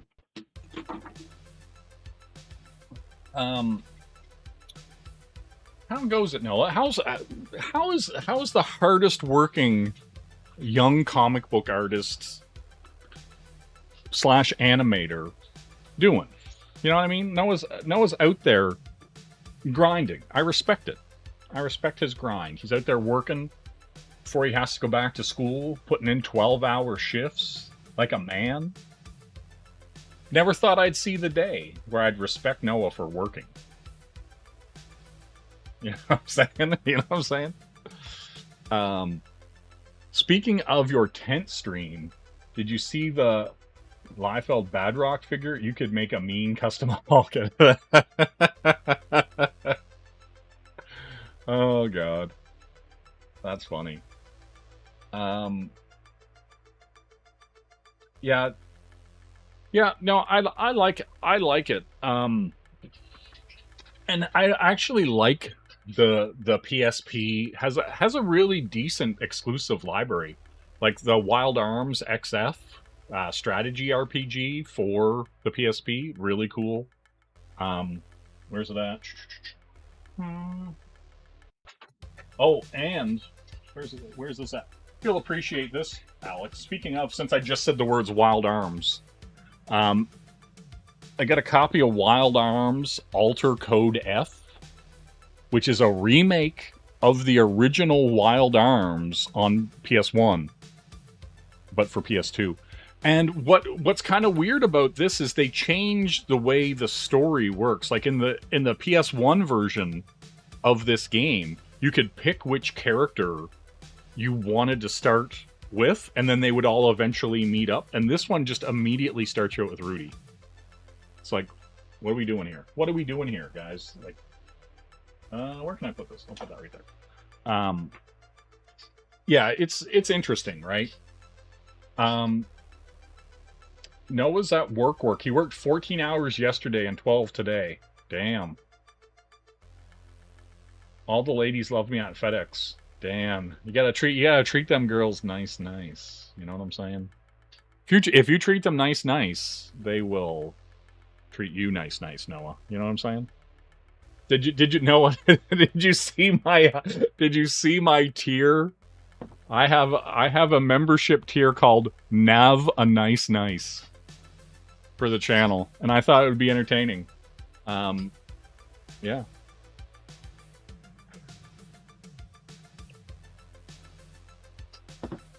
But yeah, huge fan of that stuff. Yeah, I don't know. It's very weird. He likes the ones that are crip that can barely walk. Damn. That's crazy. Yeah, no, I don't know, it's really interesting to me, right? Like to kind of see the evolution of stuff. Damn, your best work. Yeah, no, speaking of Alex, he does some pretty good work with those memes, right? Like you've got to make some of those people interesting, and it's rough. It's rough. No. They're all fun. They're all fun people. Yeah. Well, see, and that's the thing, right? Like I do find, like, speaking of thriving on enthusiasm, I do think that's missing in this space, right? Like there's a lot of people who, you know, whether they have books or whatever, and they're just not really enthusiastic about what they're doing. They're not excited about it, right? Like, and it's like I've seen some people make some comments here and there, you know, and like I'm just kind of like, do you not understand what the game is, right? Like if I'm not always on here drawing, right? It's not that I'm not drawing every day. It's not that I'm not painting stuff. It's not that I'm not, like, you know, doing layers of acrylic paints on this, like, Spawn, this Gunslinger Spawn cover, right? Like that's the thing that gets me, right? Like the whole point of, like, building a channel and building an audience is to get as many eyes on your stuff as you can, right? So, like, the people who are like, oh, I only do art on my channel, I couldn't possibly do anything other than art. Like, do you even know what the fucking game is, bro? The game is eyes. Like, right? So if you're sitting there and you're just drawing on your channel, nobody knows who you are. Nobody gives a fuck who you are, right? And so you have to have a personality to them. You have to be interesting. You have to also have shared interest. You have to be a person who people go, oh, I like what they do, and they also do this other thing that's interesting too, right? Like if you're just drawing on a stream all the time, that's not super exciting to most people. Because I see incredibly talented artists on stream to nobody, right? Because when their mouth opens, nothing of import or interest or funny or entertaining comes out of it, right? And so, yes, exactly, Suma. The game is eyes, but make sure they're not crossed. Make sure they're not one higher than the other. Make sure that they meet. Like, see, look, me, as a real human boy, my nose is here, and my eyes literally run down parallel to them. And my mouth is parallel. Everyone's face works like that, unless you're weirdly deformed. Hey, Phil, what's going on? How you doing? Yeah, like that's the thing, right? Like, where are we at here? Nobody is enthusiastic because they're all elderly. They need to get out of the bullpens and into the retirement homes. It's true. Yeah, they're fun when it's all four of them. When it's only half the crew, it's rough. Damn. Sorry you had to see that, Phil. You know what I'm saying? Yeah, I hear people that are like, just do comic streams. I'm like, it can't just be comics. Gotta mix it up. Gotta entertain. And it's true, right? Like, it's really boring to see people shill all the time. Right? Like, it's really boring to see people just constantly like, I've got a book, buy my book. I've got a book, buy my book. It's not a problem to talk about selling your book. Right? That's not the problem. But you also should come on and talk about fucking Gem. You should come on and talk about Godzilla. You should come on and talk about things that interest you. Because then when people can see your point of view on something, they can relate to you. Right? Like, there are people who, like, review things, like games, movies, whatever. And, like, look at the Red Letter Media guys. Like, I don't always agree with everything they say about a movie, right? But I've watched enough of their stuff and find them entertaining enough that I know where they're coming from when they say they like something or they don't like something, right? And they explain themselves why they like it or why they don't like it. Listen, Henry Bemis. Let me tell you something, good sir. Everybody wants to hear about Gem. They want to hear about Jerrica Benton's father dying and her having to take over Starlight House and then go and get half control of Starlight Records. Now, Eric Raymond doesn't want that. And she's got to fight for it. You know what I'm saying? And she's got all these children at the Starlight Orphanage that have to be taken care of. And you want to know what happens between her and Rio and Gem. You know? It's just how it is. It's just how it is. Yeah, Phil, you should be talking more about Gem. Damn. Yeah. No, but that's the thing, right? Like, the fact that Henry Bemis comes in and says, nobody wants to hear about Gem, but people know that about me, right? Like, do you know what I mean? Like, people know part of my personality, part of my interests, part of the whole Gem stuff, because they've stuck around long enough to hear about all that stuff, to see all that stuff. And so the jokes and the camaraderie about all that kind of stuff and like all that stuff builds lore, builds like interest, all that kind of stuff, right? It's just the way it is, right? Phil's eating corn pops. Gem and M forever. Glad you picked up the ball. Thanks. You know, you'd watch Gem. My girlfriend likes it. I gotta watch Nightfall first. That's true. See, damn, you're barbecue drunk. That means you're in a food coma. Yeah. Phil too busy talking Gosling and Wiggerpig. Damn, Gem. See, Art of Roy knows. He knows to question it. You like when Nicki Minaj referenced Gem in that Jonas Brothers song. See, there you go. Man, Sumo Thori with another 5 gifted memberships. The generosity is overflowing. Damn, Sumo. Incredible. Look, Maiden Hell, Mysterious Militant, Phil got a membership. CJ got a membership. Henry Bemis got a membership. Again, Sumo, thank you for your incredible generosity. I appreciate you. I appreciate it. You know? Since when does Jay have memberships? Okay, Henry. See, I've been out here grinding in these virtual streets. I got over 500 subs, and I have my watch hours because I've been uploading video content. Do you know what I'm saying? That's just how it is. Yes, I'm talking about the cartoon, Roy. I'm talking about the cartoon Gem. Yes, congratulations, Angela. You have gotten yourself a membership to the channel. I hope you enjoy your stay here because it's locked in. You got the membership from K-pop. You know what I'm saying? The chair stream is at 1,000 subs. That's just all. That's all there is to it. Sumo.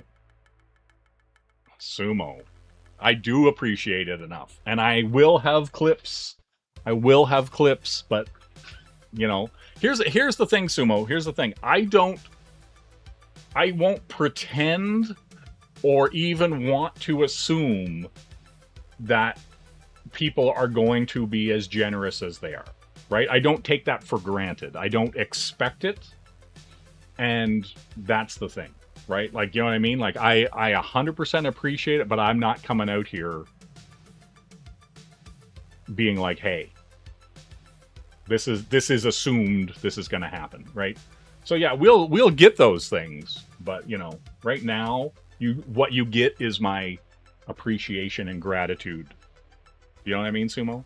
You get the respect and the honor that only I can bestow upon you, like a Hawaiian lei around your face and neck. You know what I'm saying? You know what I mean? Yeah, no. I'm not pretending. I'm a very sincere individual. You know, I think a lot of people assume that I'm kind of a jerk or an asshole because I'm honest. They're two different things. Do you know what I'm saying? That's it. That's just it.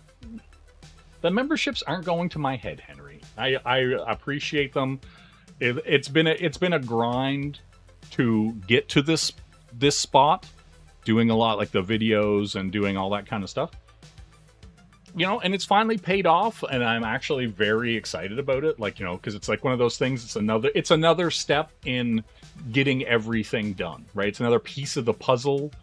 I hope to, before the end of the year, have my website and store and everything up. I'm still working out some stuff with that. You know, like I said before, you know, there's going to be sticker packs and stickers and stuff for the comics. Like these stickers are for the upcoming comic, right? Like these things are all pieces of the puzzle. You have seen things on these streams that would let you infer, like, you know, like you've seen things, you know, that are like from my comic. Things have shown up on streams that are from the comic that is happening. Do you know what I'm saying?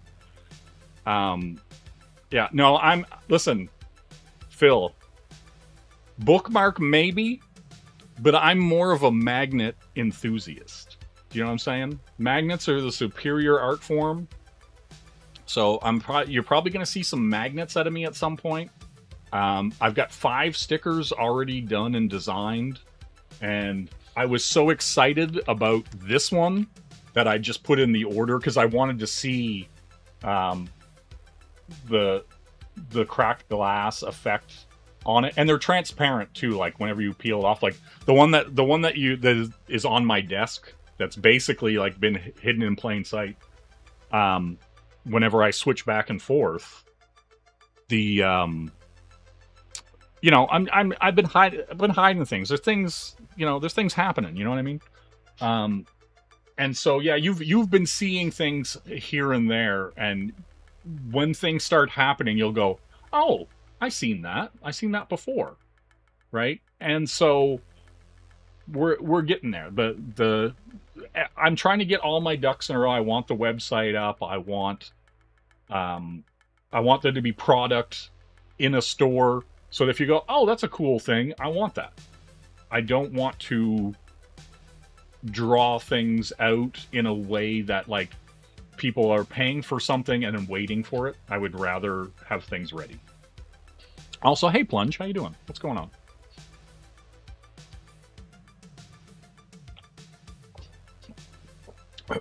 Wait, did Shelby get his rainbow bean? Damn.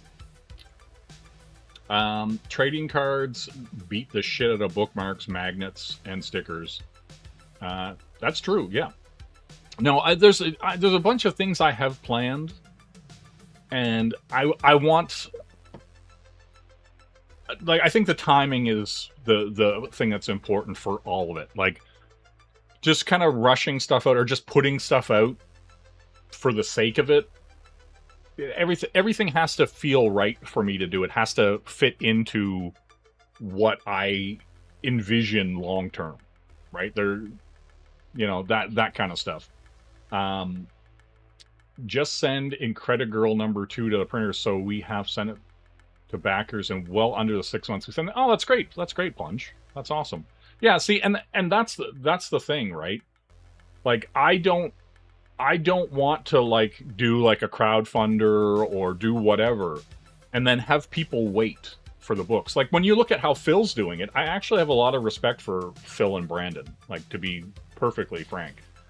Because like they're getting the books done, and then they're going, hey, the book is here. Do you want to get it? Like, here you go. You know, I have a lot of respect for that. Just because of the fact that there isn't a lot of games being played, there's not a lot of waiting, there's not a lot of anticipation. It's like they're building hype for the book, like for The Man with No Strings, and then they're giving you the book. So it's a fucking novel concept, but I think it's good. I think it's a good concept. You know what I'm saying? And so, yeah, like, I appreciate, like, no, I respect the grind, Phil. Like, I really do. Like, I really do. I really actually, like, have a great deal of respect for what you guys are doing and building. And, you know, it's good to see, right? Because, like, listen, don't worry about Frank, you know? And same with, like, you know, you're actually building brand. You have The Man with No Strings, you have Magic Cop, you have Lost Pages, right? Like, you have IP, and that you can pluck from and go, hey, we're going to do a Lost Pages thing. We're going to do a Magic Cop thing. We're going to do, you know, Man with No Strings, or maybe there's a spin-off of Man with No Strings. Maybe it's like, you know, whatever, right? That's good. That's great stuff. Like, I actually like to see people doing that. And none of it feels rushed, and none of it feels like that it's like, you know, oh, we got to get something out there. And maybe you feel you have to get something out there, but it's being done in a way that feels legitimate, and there seems like a good thought process about how everything's being put out, right? And things are coming in time, right? Let's see. Does Noah really work for FedEx? That worries you. Getting old is sad. Being ill and sick seems par for the course. Man, listen, you got Plunge. Let me tell you, you got to take care of yourself. There's only one you, and if you want to keep working, you want to keep creating, you gotta take care of this temple. You gotta keep this temple, you know, in check. You know what I'm saying? Noah Send's the best. Noah Send is the best.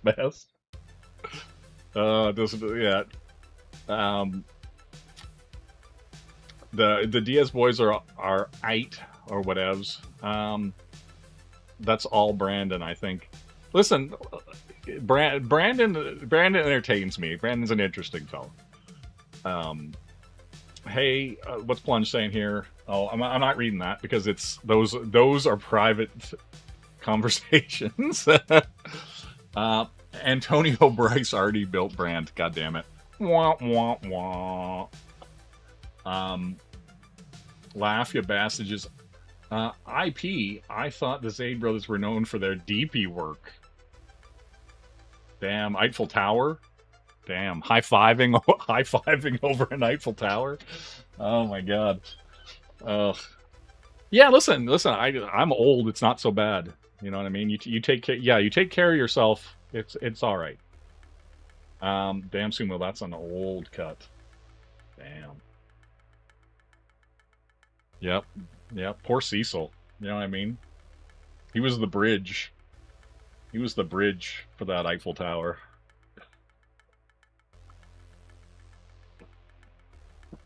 I said Cecil. Listen, they had him locked in like finger cuffs. I get it.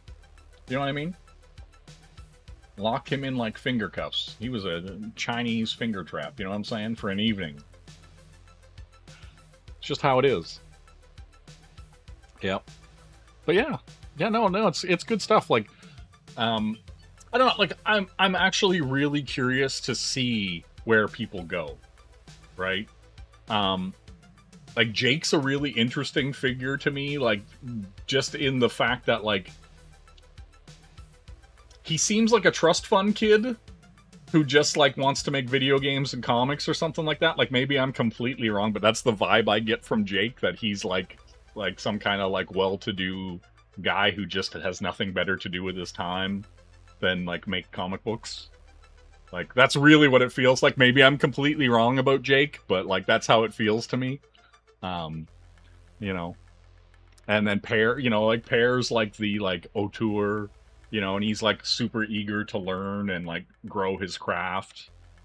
It's an interesting, like, group of people, like, you know, and Rini saying, like, you know, she's, like, super invested in, like, world building and lore and, like, all that kind of stuff, right? You know, and she's a credible artist, like, you know what I mean? Like, and so it's really interesting to see the disparate natures of those people.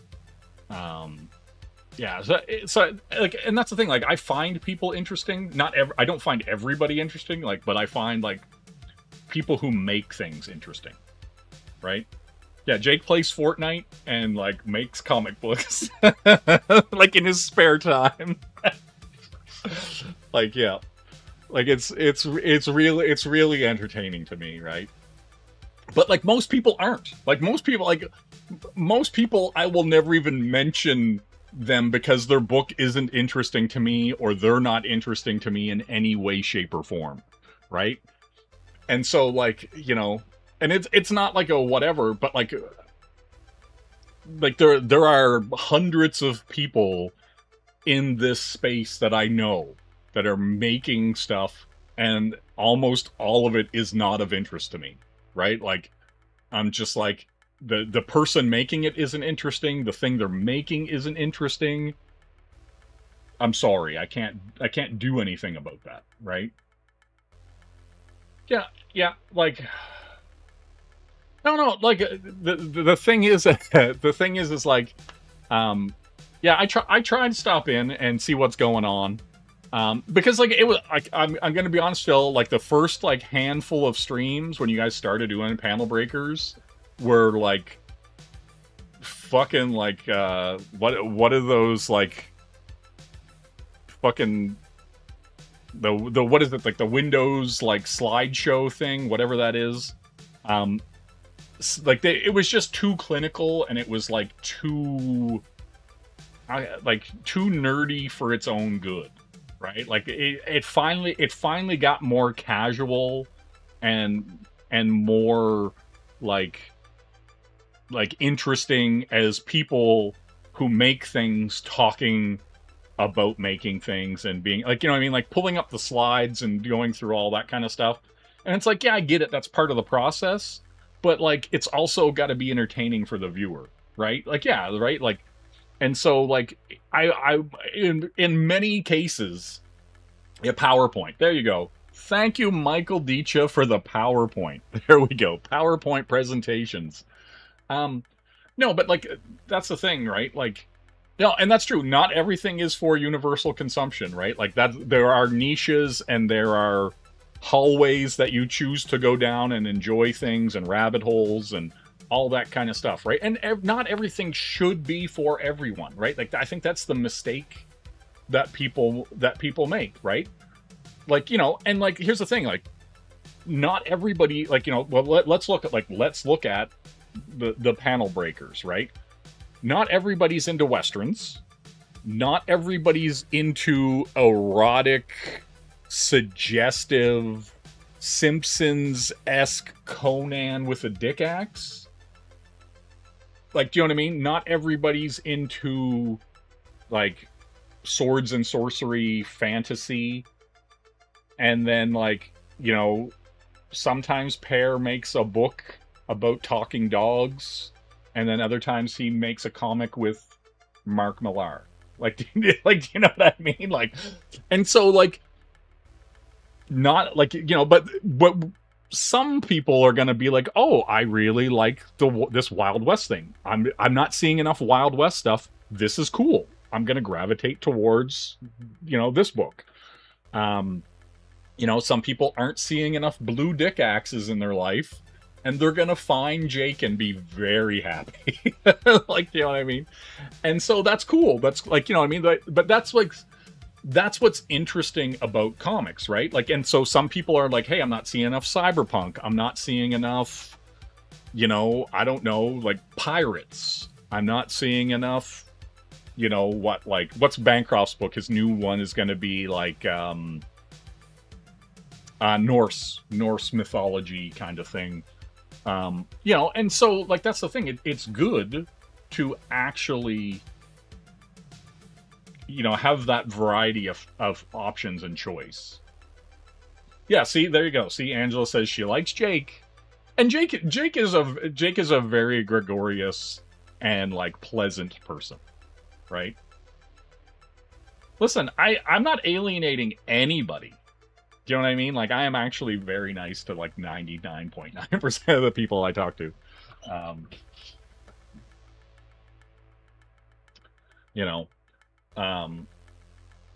Yeah, and so that's the thing, right? Like, who wouldn't be into all of those things? Give me names, you'll fix their wagons.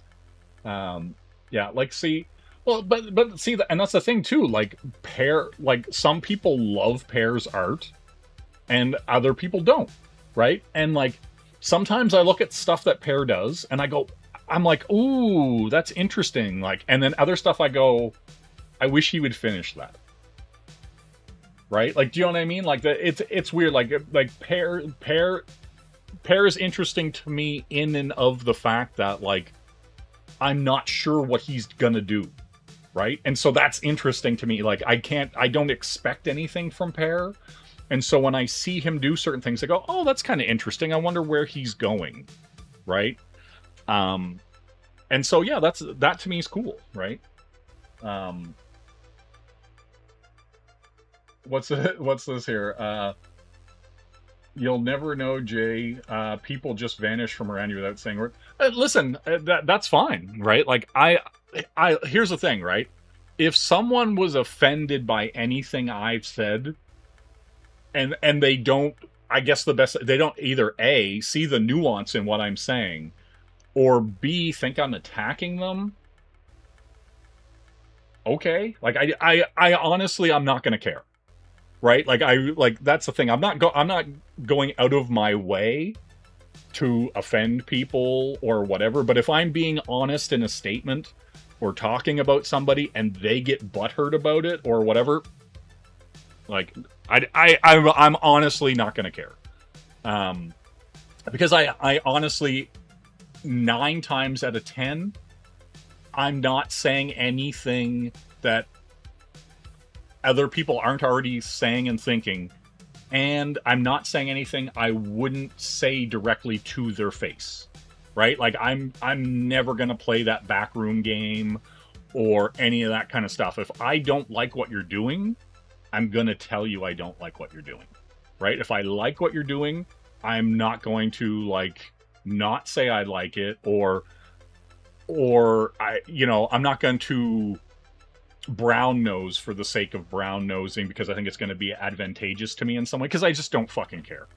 That kind of stuff, right? Yeah. Let's see. Cut to the real question. Was Smiller's Cable better than Liefeld's? Did he do a Cable recently? Did Smiller do a Cable recently? I have fun with Smiller. Like, do you know what I'm saying? Smiller entertains me in a lot of ways. Whenever I did the hands thing on that Kanan White's like picture of, like, was it Swarsea on the roof of that car, he tried so hard to prove me wrong that he proved me right multiple times, and I told him as much. Right? Like, I love Smiller. And then when he had his, like, health issue, I reached out to him and, like, made sure he was okay. Like, I was like, hey, dude, are you alright? It was his first work, just saw a post. Oh, really? I'll have to look at that. Okay, like, Plunge is saying no one wants to step out because they're afraid to lose viewers, so creating a cult rather than learn. See, I don't give a fuck about any of that, right? Like if I wanted to be like kiss ass to people, or if I was worried about what people thought, or any of that kind of stuff, I would be doing completely different things than I've done, right? Like, you know, like, because like me redrawing that Swarzy, like fixing the guns on that pissed a whole bunch of people off, right? Like, do you know what I mean? And so, like, do I care? No. Like, were a bunch of people super angry at me and like saying all this stuff? Yeah. Would I do it again? Yes. Like, do you know what I mean? Like, I just, like, that's the thing, like, because my thing is, it's love of the game, right? Like, if I think that, like, because, like, here's the thing, like, a lot of people, like, run around being like, oh, Kanan White, oh my god. Oh my god. And I'm like, dude, he's a one-trick pony. He's been doing the same fucking thing, and he just happens to shade things well. But his anatomy is garbage. I would tell that to Kanan to his fucking face. His anatomy is fucking garbage. It always has been. This is the same dude who drew clouds behind the moon. It's the same guy who drew clouds behind the fucking moon. The moon is in the space. There's no fucking clouds behind the moon. Like, do you know what I'm saying? Like, that's all I'm saying, right? Like, no matter how good you are at a certain technical aspect of art, it doesn't fucking mean that you're untouchable, right? That's all I'm saying, right? Like, and so if Kanan for some reason is completely butthurt about me saying something about his art, then he needs to fucking, you know, get thicker skin and start fucking working, right? Like he's one of those people who 5 years from now, his art's going to look exactly the same as it does right now. He has no evolution in him, like, at all. Like, I haven't seen a different thing from that guy since he came into CG. Like, his art was always the exact same. And it's not bad. It's just not improving. It's not changing. It's not growing. And that Swarzy piece that he did looks like he used two photos and a lot, and this is a lot of his stuff. It looks like he photo bashed two photos together, and the perspective is off.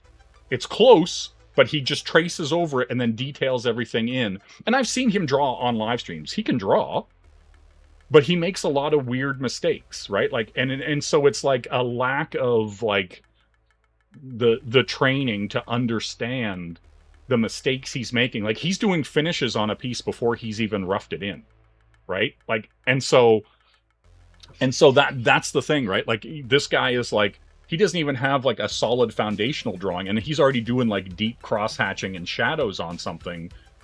And unless I'm mistaken, he's probably still doing that, right? And so, like, if that's offensive to anyone or to him, like, go fuck yourself. Like, I don't care. Like, I really don't care. I've never cared about like people being upset about art critiques. And I don't get upset about art critiques. If someone doesn't like something that I'm doing, that's your opinion, right? Like, okay. Like, do you know what I mean? Like, I can look at it and go, oh, maybe you are right there. And if I know, like, objectively that you're wrong, I'm just going to ignore it. Like, I'll listen to people's critiques, but I don't, like, I'm not out here looking for guidance. I'm not looking for a fucking mentor, right? And so, like, and that's the thing, like maybe he feels exactly the same fucking way. He's just like, I don't know who the fuck this guy is. I'm not looking for any fucking help. I'm just out here working. Cool. Like, do you know what I mean? And see, and that's the other thing too. My critique of, like, say, Kanan, it's not fucking personal. Like, I don't even know the guy, right? Like, do you know what I mean? Like, I don't care. Like, you know what I mean? Like, I could never hear from him again or hear of him again, and it's no big deal. Do you know what I mean? Like, yeah. Like, do you know what I mean? Like, it's one of those things, like, if he was all that, he'd be working at Marvel or DC or whatever, right? Like, he wouldn't be just working at Rippaverse. Right? Like, do you know what I mean? Like, that's it. Like, do you know, that's it. Like, I just, you know, and it's not, I don't, like, and that's the thing, and I'm not trying to, like, not trying to shit on Eric July or anything like that either. I don't care. I don't care what Eric July does. Like, he could make, listen,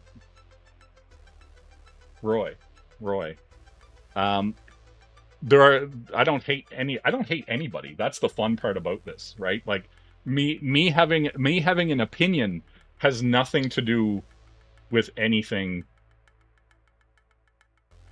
you know, race or skin color based. Like Rob Liefeld is one of the worst artists on the planet, and I critique his art all the time. The art's just bad. Do you know what I mean? Like, you know, listen. listen. You know what I mean? Yeah, like, you know what I mean? Critiques were a daily thing in art and films. It's true. It's 100% true.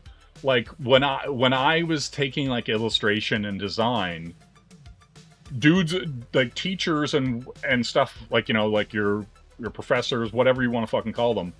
And I was fortunate enough that all the people that were, like, my teachers and stuff like that were all working professionals.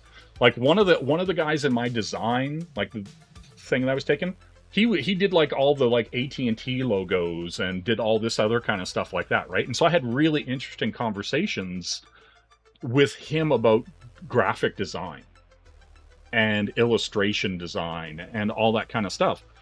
Because, like, if you're creating the AT&T logo and, like, being the guy who does the negative space for the you know, the AN symbol, the AT&T, if you're doing that and you're getting paid by them and you're a regular, you know, for these big companies, it's because you're doing good work, right?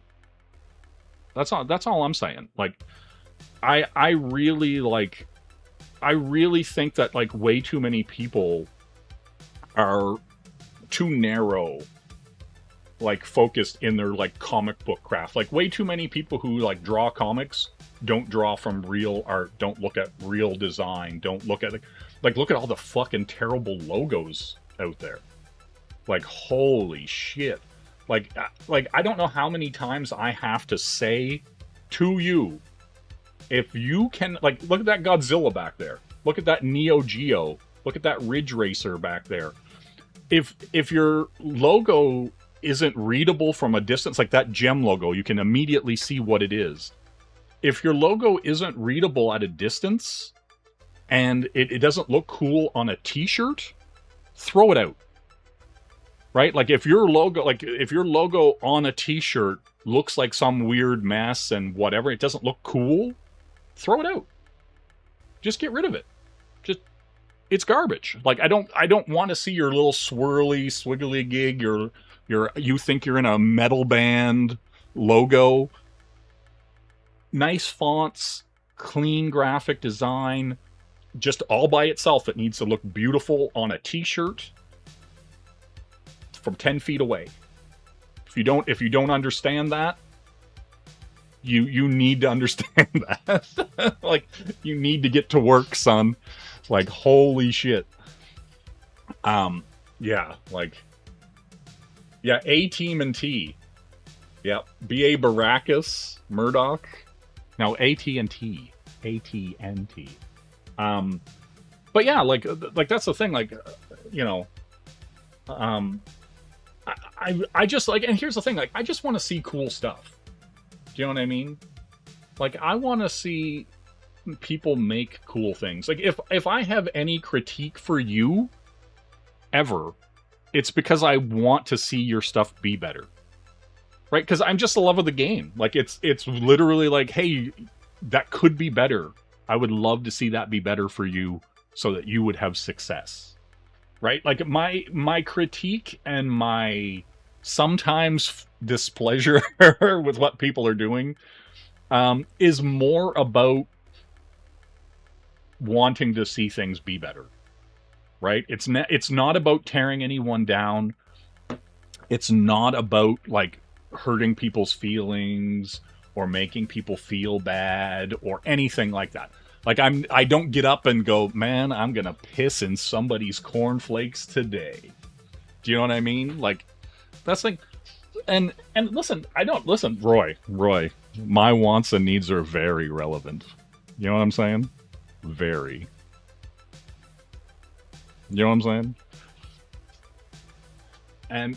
And that's the thing. But like, no, like seriously. Damn, you don't want condoms from an imprint with a coffin in the name? Well, listen, now, Alex, the condom is stopping life from happening. Do you know what I'm saying? You know, the French call the orgasm the little death. You know what I mean? And so if you're blocking the little death, you know, is it the juju or the condom that's blocking the juju? You know what I'm saying? Hey, A1, what's going on? You already have in mind the logo for Jay's V-neck shishi t-shirt? Get out of here. I will sell you. You never listen to the French, damn. My expectations are like liberal fantasies? Wow.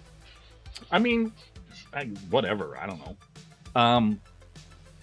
But yeah, no, like that's the interesting thing about all that stuff, right? And I do think that's what kind of makes like the the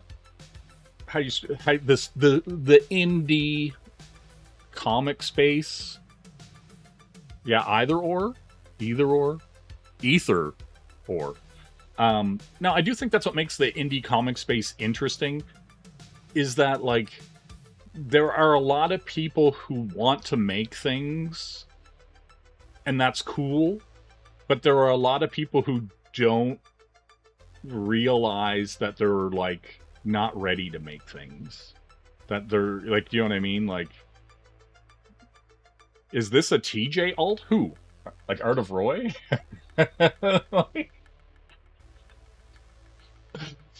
No. No, Art of Roy is good. A good time. Don't worry about Roy.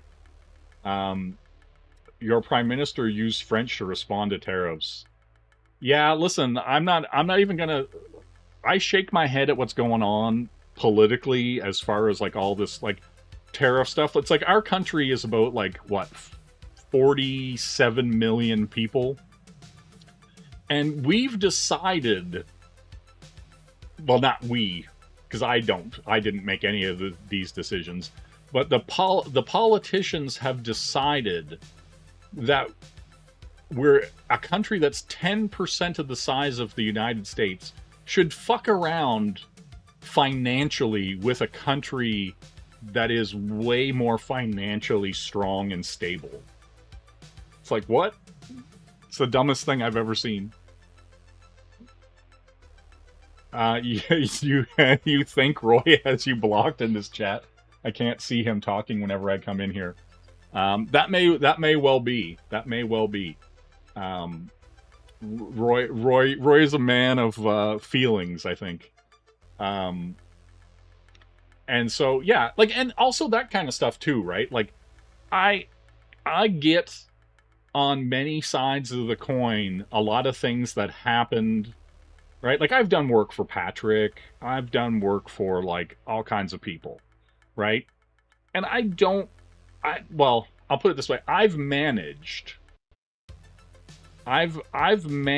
to, like, stay mostly out of the drama. Right? Like, I don't really, like, get caught up in any of it.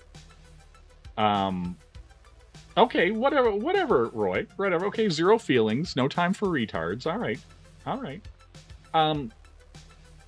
You know, but here's the thing, right? Like, I don't expect everyone to get along, right? And I kind of get like, I kind of find it weird when everybody gets along. right? Like whenever there's a big group of people and a whole bunch of them are getting along and there's no static and there's no like clashing of egos or ideas, I always kind of go, something's wrong here, right? Because even if you get along, like if you can agree to disagree, that's one thing.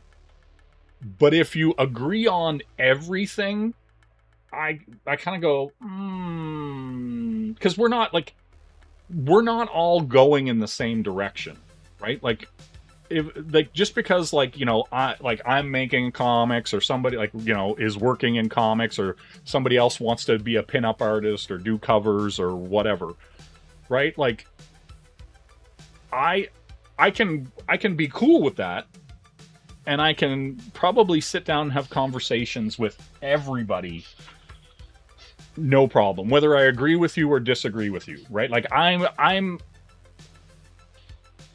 intellectually strong enough and open enough that I can have a conversation with anybody, even if I disagree with them, because I'm interested to see where they're coming from, right? And I want to know why they're doing what they do, right? Because I'm just like, okay, why are you doing that? And then they say, oh, this is why I'm doing it. And I go, okay, like I understand you. I might not be cool with it, or I might not be interested in it at the end of the day, but I go, okay, I get where you're coming from. You do your thing, cool. We can be civil, we can be polite, we can be whatever. Cool. And so like that's the thing. Like I talk to people in whatever you want to call CG. And outside of it, like, you know what I mean? Like, I talk to the Rags guys, Brian Ball, all those guys, like, like, did work for them, during all the weird CG, like, when Richard, your boy Zach Richard C. Meyer was, like, in that thing where Anarch Press didn't publish him. All that kind of stuff. I've been around since the fucking dawn of time as far as CG is concerned, right? And so that's the thing, like I've been talking to and been around and done work for everybody, right? And some of it behind the scenes, right? Like, I mean, I used to stream with Dillard, like, you know what I mean? Like way back, like, we did Scrabattle. We did the first season of Scrabattle on his channel. Like, I've been here for a fucking hot minute. Like, do you know what I mean? And, yeah, so it's one of those things, right? Like, I know all the players, whether, from, whether it's, like, PTP or fucking whoever. Like, you know what I mean? Like, yeah, like Dillard, like literally I used to stream with him, like, fucking way back. And we did like shows together and everything like that. Like when I was just Bullet, like when I would come on streams as Bullet and draw and do all this other stuff. And we had like the Gauntlet. We had a show called The Gauntlet when people would pitch their books to us and we would tear it apart. Way back. No, I don't know Bob Ross's son, A1. Hey, Hal dear, how you doing? Yeah, Bullet Ninja Hagelman. No, it was just Bullet. It was just Bullet at the time. Ninja Hagelman came after because people were complaining about how hard it was to find Bullet on YouTube. Yeah, and so, yeah. Like that's the thing. Like I've been around a hot fucking minute in this space. And so yeah, like that's the thing. Like here's the thing. I refuse to carry another man's grudge. So if like somebody's got an issue with like, I don't know, Fraga, let's say, right? Like I'm not going to be upset for somebody else if they're upset with Fraga. I don't give a fuck. Like I don't give two fucks, right? Like, do you know what I mean? And so like that's the thing. So as long as like say Fraga is cool to me, I don't care if somebody else is mad at them, right? Like, you know, I'm obviously not gonna like, yeah, oh yeah, exactly, Snark. I've been here since Earthworm Jim. I've been here since before CG, when Ethan was a quiet talker going to the, you know, Michael's for pens. Right? Like I've been here for a fucking hot minute. That's it. If not for your female avatar, I thought Jay was a woman for a year or so until he spoke like a man on the stream. We should all fight for Rini and Angela. What are we fighting for? What are we like? Are we protecting them, or are we like? What? What are we doing? What are they in danger? Is there a danger that I'm unaware of, Snark? You know? Yeah, like that's the thing, right? Like I don't know. Why? It's not a brag. I'm not I'm just stating fact. Listen, I agree, Haldir. People take this internet thing way too seriously, right? Like that's the thing. Like you kind of have to. The internet, like everything else, is a tool. You use that tool, and if you use it well, you can get, you know, whether it's work out of it, you can create things with it, you can do whatever, right? Not only that, but the whole allies, enemies, and groupthink. And well, here's the thing. I think in smaller cases, groups and like things like that can work, right?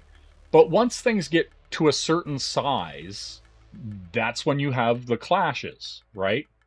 And so at least in a smaller group, you can talk those differences out, or you can be like, hey, we should really do this as a group.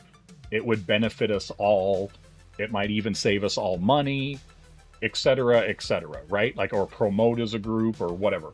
Because I remember, like, kind of in the early days, there were people that were asking me to be part of like a promotion channel.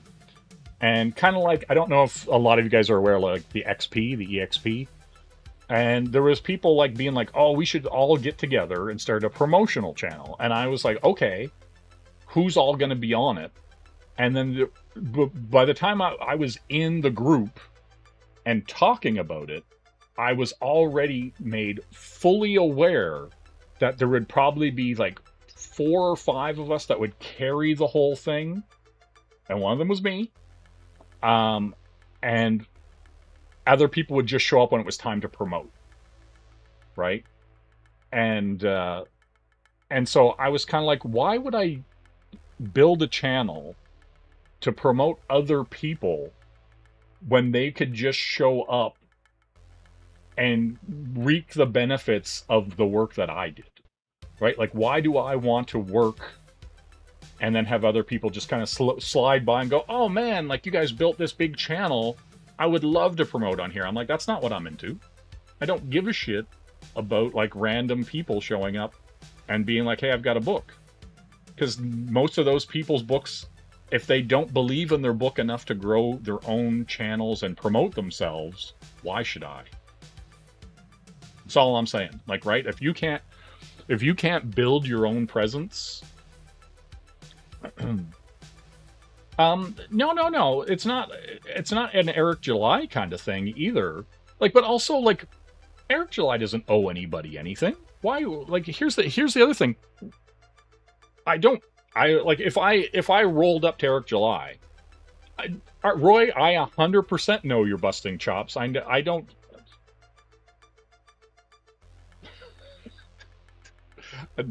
Roy, listen, I've gotten you from day one. No worries here. I've never been surprised, shocked, or offended. I get where you're coming from. But no, like, do you know what I'm saying? Like, somebody like Eric July, who's like making books and doing all this stuff.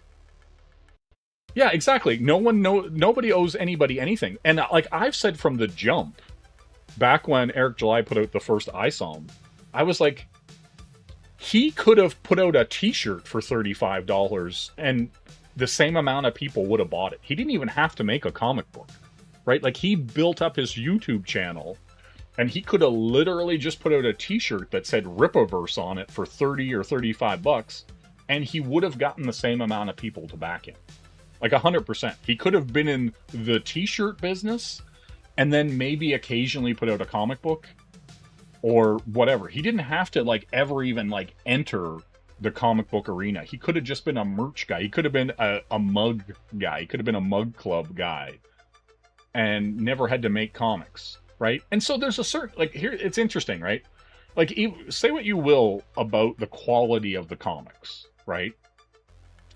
He didn't have to make comics. So there is a part of me that's like, well, he must have some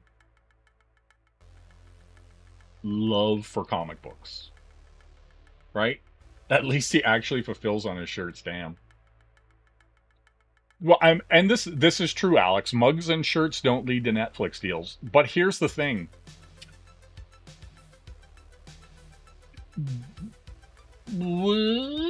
Like, I don't like, is there anything good enough in the ISOM, Yaira, Swarsea, what's the other one? Gooding? Is there anything in that pantheon that any group would buy? Like, do you know what I mean? Like, that's what I like. I look at it and go, here's the best way to look at like the whole Rippaverse thing. If anybody was going to pay money to make Netflix stuff, why wouldn't they go to like DC or Marvel or Image, Dark Horse?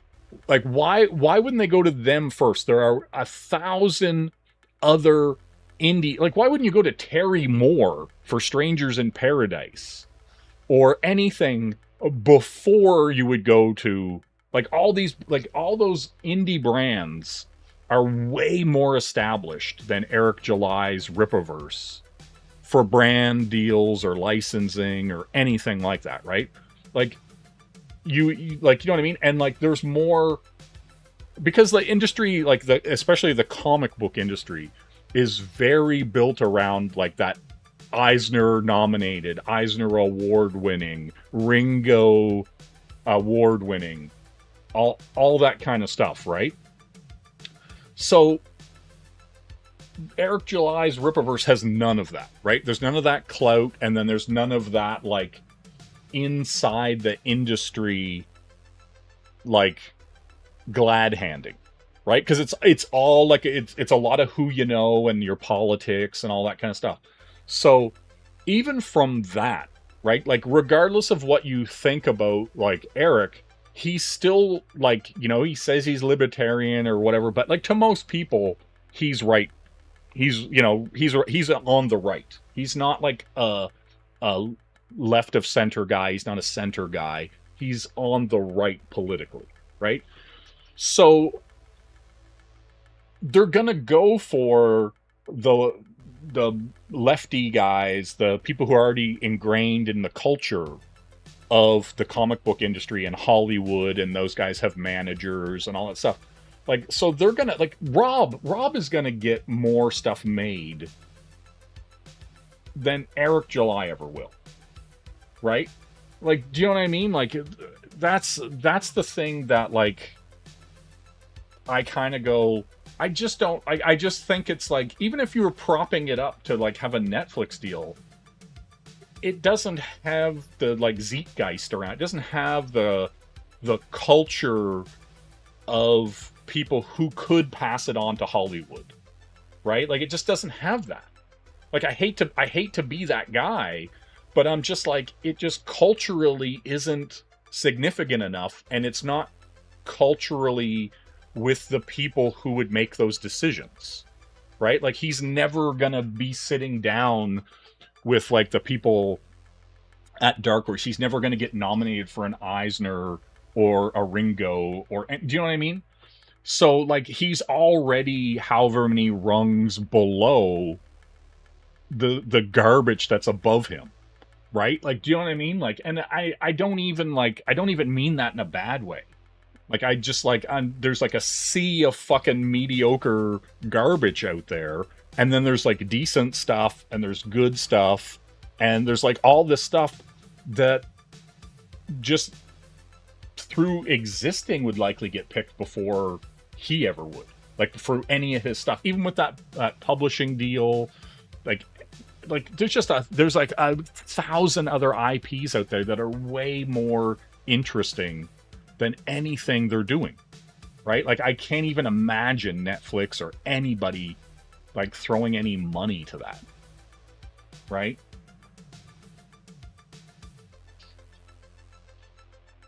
Yeah, like, all right, hold on. We'll get here. Roy says, to me, you screw yourself by latching on to anyone, because eventually they or you will. Yeah, I agree with that 100%. Like, you know, I do think, like, while the connections and the group, the ability to promote yourself is good, I think that, like, you know, hitching your horse to one wagon is always bad, right? Like, putting all your eggs in one basket, always bad. You know, let's see. You will say Ripperson got my Yellow Flash book out too sweet. Yeah, but that book was bad. You can't, like, nobody on planet. I've read that book. I've read that fucking Yellow Flash book, and it's bad. And there's so much bad about that book. Like, whew. It doesn't have to be good. Have you seen Netflix shows? But see, here's the thing, Alex. Here's the thing. Have you seen Netflix shows? Yes. And the sad part is that's some of the best of the worst, right? Because, like, even when you see like those rom-coms and like all this other weird shit, they're picking like through a ton of stuff, right? Like, there's a ton of garbage out there, and that's what's getting through. Like, do you know what I mean? Like, that's what's getting through. That's what's so crazy about it. I've seen what they're doing to Golden Axe, and it's just like, you know, and here's the thing, that thing was greenlit like in like 4 or 5 years ago, right? When all that weird garbage was still happening. And it's another one of those IP that should be really good and really easy. It's like, you have a dwarf, and you have Conan and Red Sonja, like Gilius Thunderhead, Tyrus Flare, you know, the whole thing, right? You should be able to tell fun and exciting and interesting stories where they're going up against Death Adder. Should be a fucking no-brainer, but here we get some, like, lol so random nonsense. You know what I mean? Like, it's par for the course for the time period that it was being produced in. It's going to be throwaway, and no one's going to care about it ever again. It's fine. It's about the pitch, Jay. This isn't Japan. The Western media firms don't reach out to creators. They play Paul. Yeah. Oh, 100%. 100%. Libertarian is a joke affiliation. If GTA leaks don't spoil a Netflix trailer, let alone the game. I don't... Here's the thing, right? Like, if GTA is such an open world game, if some of these stories things or whatever ruin the game, I don't think it's much of a open world adventure game to begin with, right? Like, if you see some of the stuff, whatever. Libertarian is like wishy-washy. I hate the government, but I have no answers. Yeah, like, listen, I'm just saying, too, like Hollyweird, somebody like Eric is on the right. Whether he is or not, it doesn't matter.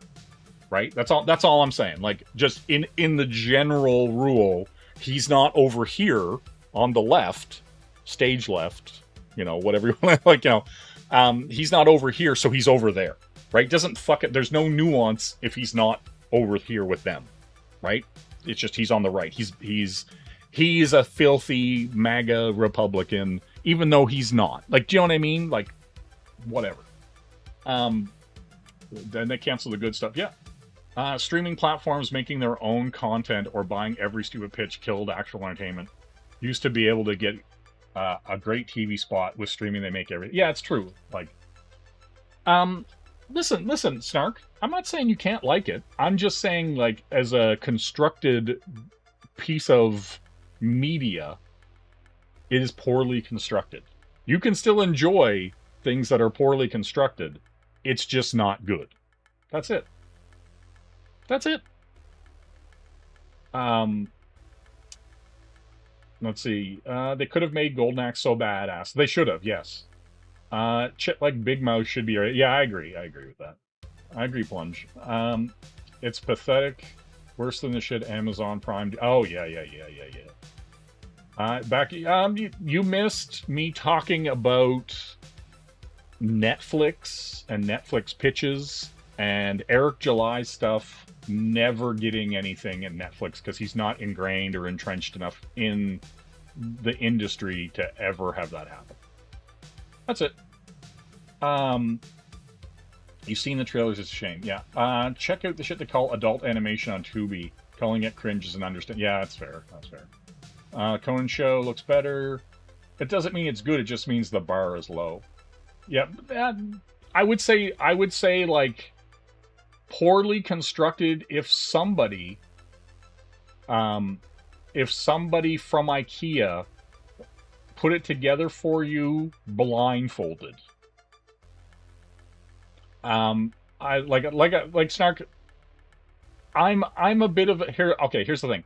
I'm a bit of a stickler for page layout and flow. And when you have a bunch, like your book is supposed to read from left to right. And when your book is supposed to lead from left to right, and you constantly have the motion going towards the fold of the book, that's wrong. Every time. I don't give a fuck who you are. I don't give a fuck what you think. The motion for page turns is out. You're reading from left to right. So the motion is a zigzag down the page from left to right, and you end on a right. You don't end with the character or a plane flying into the center of the book going left. You don't do that. You're not reading manga. You're reading a fucking American comic book. It goes from left to right. So your page turns and your motion is bringing you to the bottom right hand of the page. And multiple times in that book, that Golden Patriot book, that's not what happens. It's very poorly laid out and designed. You might have been able to read it and went, oh, that was cool, I liked it. That's fine. I'm not saying you can't. But I'm just saying from a constructed comic book, it fails at general purpose many times. That's it. That's it. Like, you know, and it's like, it's nothing against the people who made it. It's against the making of it, right? Like, it's just, it's flawed. It's one of those things. And the flaw in the way the pages are laid out and the movement on the pages is from somebody who doesn't understand page flow. I would tell Dillard that straight to his face. Like, I could point to that book and show him that book and be like, dude, this is wrong. That's it. And he might go, yeah, you're right. Or he might be like, ah, fuck, what do you know? Whatever. Regardless, it's wrong. Like, do you know what I mean? Like, it's wrong. And so, like, there's a page flow and it's pretty straightforward, you know, the Z and your eye follows the movement from panel to panel in a really simple way, and then you end going to the bottom corner of the page to turn, and that's another thing that so many people don't write for, the page turn. You know, when someone's looking that way to see something and then you turn the page, it's supposed to be a reveal on the next page. You're not writing, like, There's a page in like that Youngblood book where they have Lord Chapel, and he's in silhouette, and instead of the page ending in the silhouette before the reveal of him, they just reveal him in the next panel. And it's like, why is he in silhouette if you're not doing a page reveal? It's supposed to be like, oh, who's this talking? And then you turn the page and go, oh, fucking hell, it's, you know, it's Lord Chapel. I had no idea. Yeah. What if it follows a reverse S? Why you like this, Noah? Why you like this? Yeah. You left to watch two men put women in their place? Nice. I like that. I like that about you. No, like, it's one of those things, like, there are a billion books you can pick up. You know, you could pick up Scott McCloud's Creating Comics is probably the most common one. You know, and it was the introduction to the opposites. 99% of current adult swim is stoner high as fuck type program. If you love haha you clowns, you're a retard. Yeah. Okay. Jay, are you excited for Jeff Johns is writing a Chapel one shot with Rob on art? Okay, here's the thing. Jeff Johns is a good writer. I like Jeff Johns. He is a good writer. If he can write page 1, panel 1, and Rob goes, okay, I'm going to draw what he said in panel 1. You might have something there, right? You might. It is a, okay, listen, okay, it is a very interesting prospect. Right? Because then if Jeff Johns can write a good script and Rob can follow it, then that means that Rob is the problem and that, like, he needs a writer. He needs an editor. Like, everything I said about that issue 1 to 6 of Youngblood would hold true. Do you know what I mean? Like, so if anything, Jeff Johns would either confirm every single thing I said in those reviews of Youngblood 1 to 6 or 1 to 5/6/100 would completely confirm that. Right? And so if Rob did put in good work, because here's the thing, I think Rob is capable of telling good stories. I think he is actually capable of it. I think, like, either he doesn't care, or he's like, there's such a, I don't know if there's like a space and time between the issues where he just forgets what he did, or he thinks that, like, the thing he's doing doesn't matter enough that it needs to be cohesive. Like, you know what I mean? Like, where he's like he just wants to draw cool things and have cool things happen. But then in that 6 issues of Youngblood, nothing fucking happens in 6 full issues. So, like, believe me, like, huge fan of Jeff Johns' work. Like, huge fan. Like, you know, loved Green Lantern Rebirth, loved, like, I don't think I've read anything of his, like, in the kind of modern era, like early to mid 2000s onward, that I didn't like. Right? Like, I can't off the top of my head go, that Jeff Johns book was terrible. Right? So if he can get in there and get a good book out of Rob, I would love to see it. Like that's the thing. Like, I don't dislike Rob. Right? I think Rob is like one of those guys who's like riding on like the coattails of his past success, and he doesn't have to elevate. He doesn't have to, you know, reinvent himself or like hit any kind of new high. There's like, he's not trying to get better, right? Like, if you look at Mark Silvestri's work, it's better now than it was. Right? If you look at like a lot of these guys, their work has improved greatly, and some of them were great to begin with, right? And so that's the beauty of art. That's the beauty of design. That's the beauty of storytelling, is that you can get better. It's a muscle. You can keep learning and keep improving and keep like building that like mental library of creativity, right? And so I don't think, like, that's the thing. I don't think Rob is a bad guy. I don't think he's like a stupid guy. I don't, like, you know, and I've seen some people be like, oh, well, like, he was really young when he got to be so successful. And I'm like, okay, but he hasn't always been successful.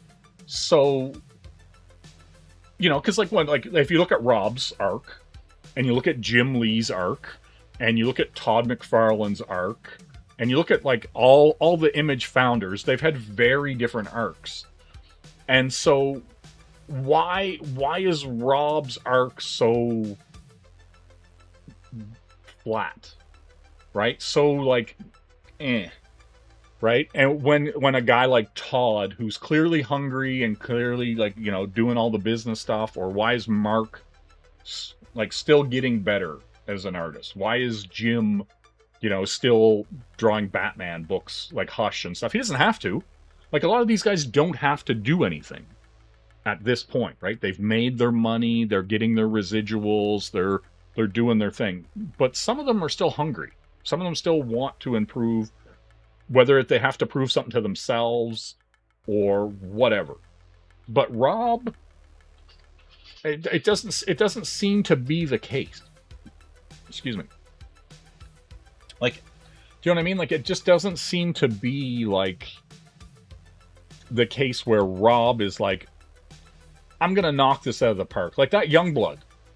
Like, I can't even stress how surprised, how disappointed, how confused I was that is a book that's in print in the modern day.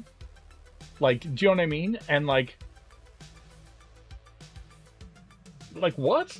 Like, I just don't get it. I don't understand, as a fan of comics, as a reader, as a literate human on planet Earth, how you could read those 6 issues and not feel like ripped off, not feel like, well, what happened? Like what?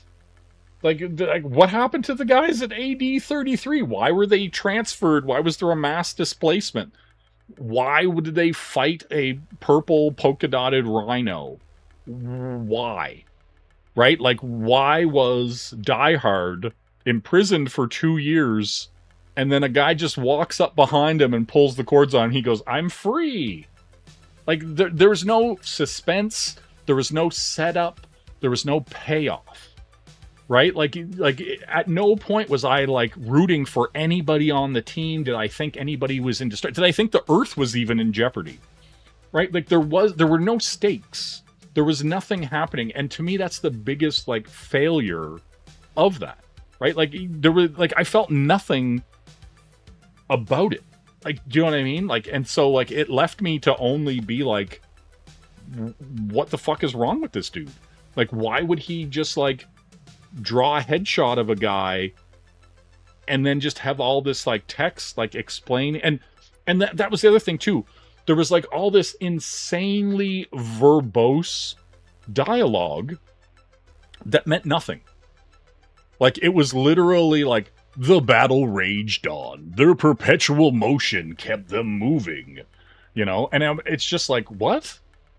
Like, what? Like, it's literally like, the sky is blue, bluer than any sky has ever been before. So blue, in fact, it shined like a turquoise diamond in the eye. Like, it was just like, it was just fucking word vomit that meant nothing.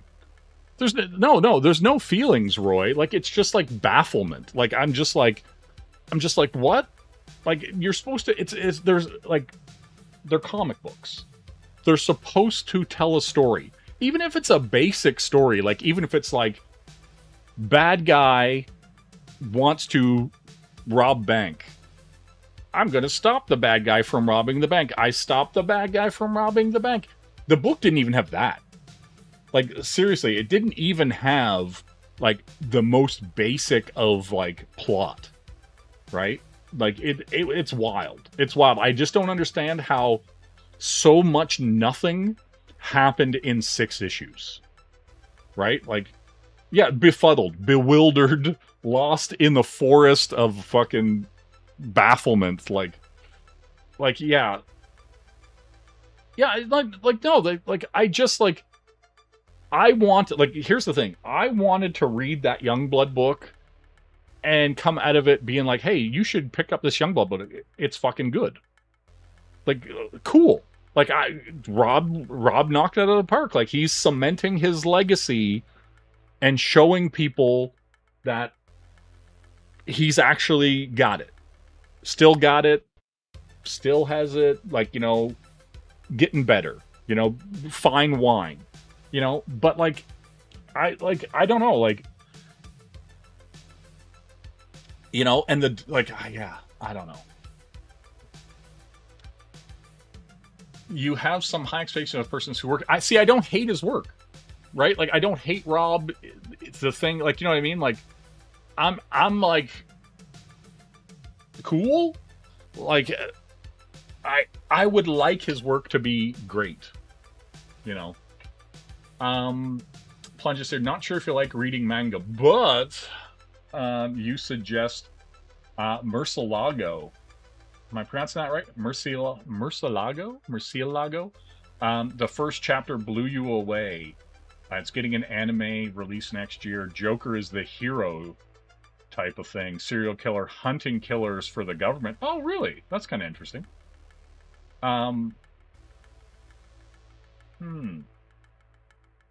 Serial killer hunting killers for the government. You're reading One Punch manga? Yeah, see, I don't have any problem with manga. Like, you know, I've been picking up things like City Hunter, the big volumes, Cat's Eye. It's all like, you know, essentially spy, detective, thief, you know, heist kind of stuff. Yeah, well, it's not. I don't know. It's like, I guess the best way to put it, Roy, is like, it's not that I'm whatever. I kind of shake my head at it because it's like, you're a professional in the industry.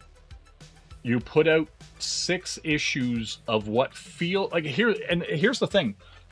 Those 6 issues feel like a fever dream retelling of a book that happened, right? Like, it feels like somebody is like off the cuff telling you about a book secondhand. You're reading a secondhand bro accounting of a Youngblood book. Like, somebody's like, oh yeah, man, like Supreme came in and like just punched him in the face. It was cool. And then Xerxes came in, and then like out of nowhere, Chapel just started shooting. Oh, it was so cool. And then there were like all these guys in the ship. But that's what's in the book, right? Like, there's no like it's somebody just retelling you like the trailer, the clips version of the comic, right? But it's like, it's the comic and there's nothing else. There's no other issue.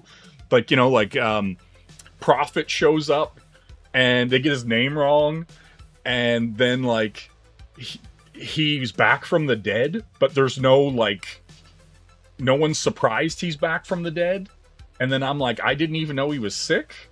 And then it's just like, and then Prophet's just fighting, but like, you don't know if he's fighting with them. And like, there's no, like, it's just so weird, right? Like, it's just so haphazard and like all over the place. It's baffling me. Like, I just like, here's the thing. It's shocking to me that a professional in any medium would be okay with releasing something like that with their name on.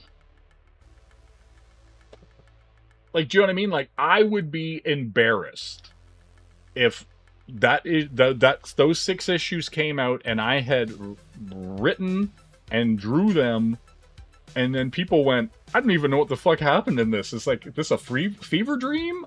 Like, is it like, bro, are your meds working? Like, you know what I mean? Ugh, it's crazy. Union rules the day. He sure does. Rooster Fighter is great. Awesome art and fun story. Gave up on reading this is Plunge here. He gave up on reading mainstream comics about 4 years ago. They bore me. You want to be challenged. You want to feel whatever the feeling. Watch Anohana, the flower we saw last day and night. Oh, there we go. Art of Roy will never know. That's cool. Herb Trimpe was a garbage artist. You either like it or not, but to hold a grudge against him this long? No, I don't hold a grudge against anybody.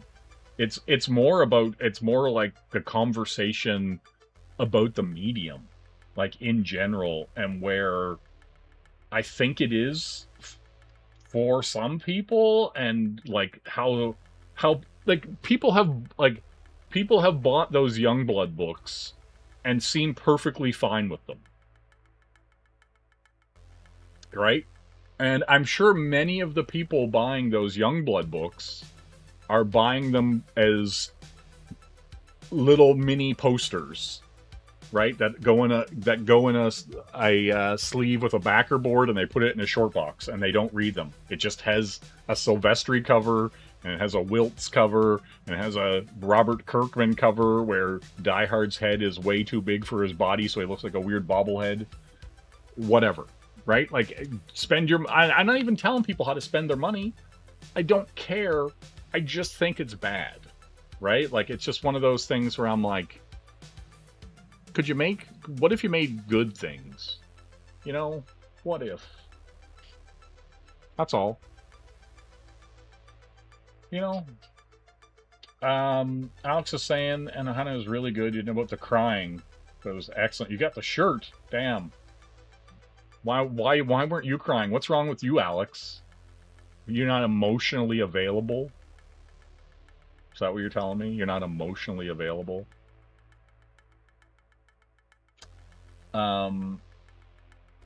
Trash. Oh, Yamamoto Kenji? No. You have thrown out some comic books. Mostly demonic ones with no hope. Damn. What did you...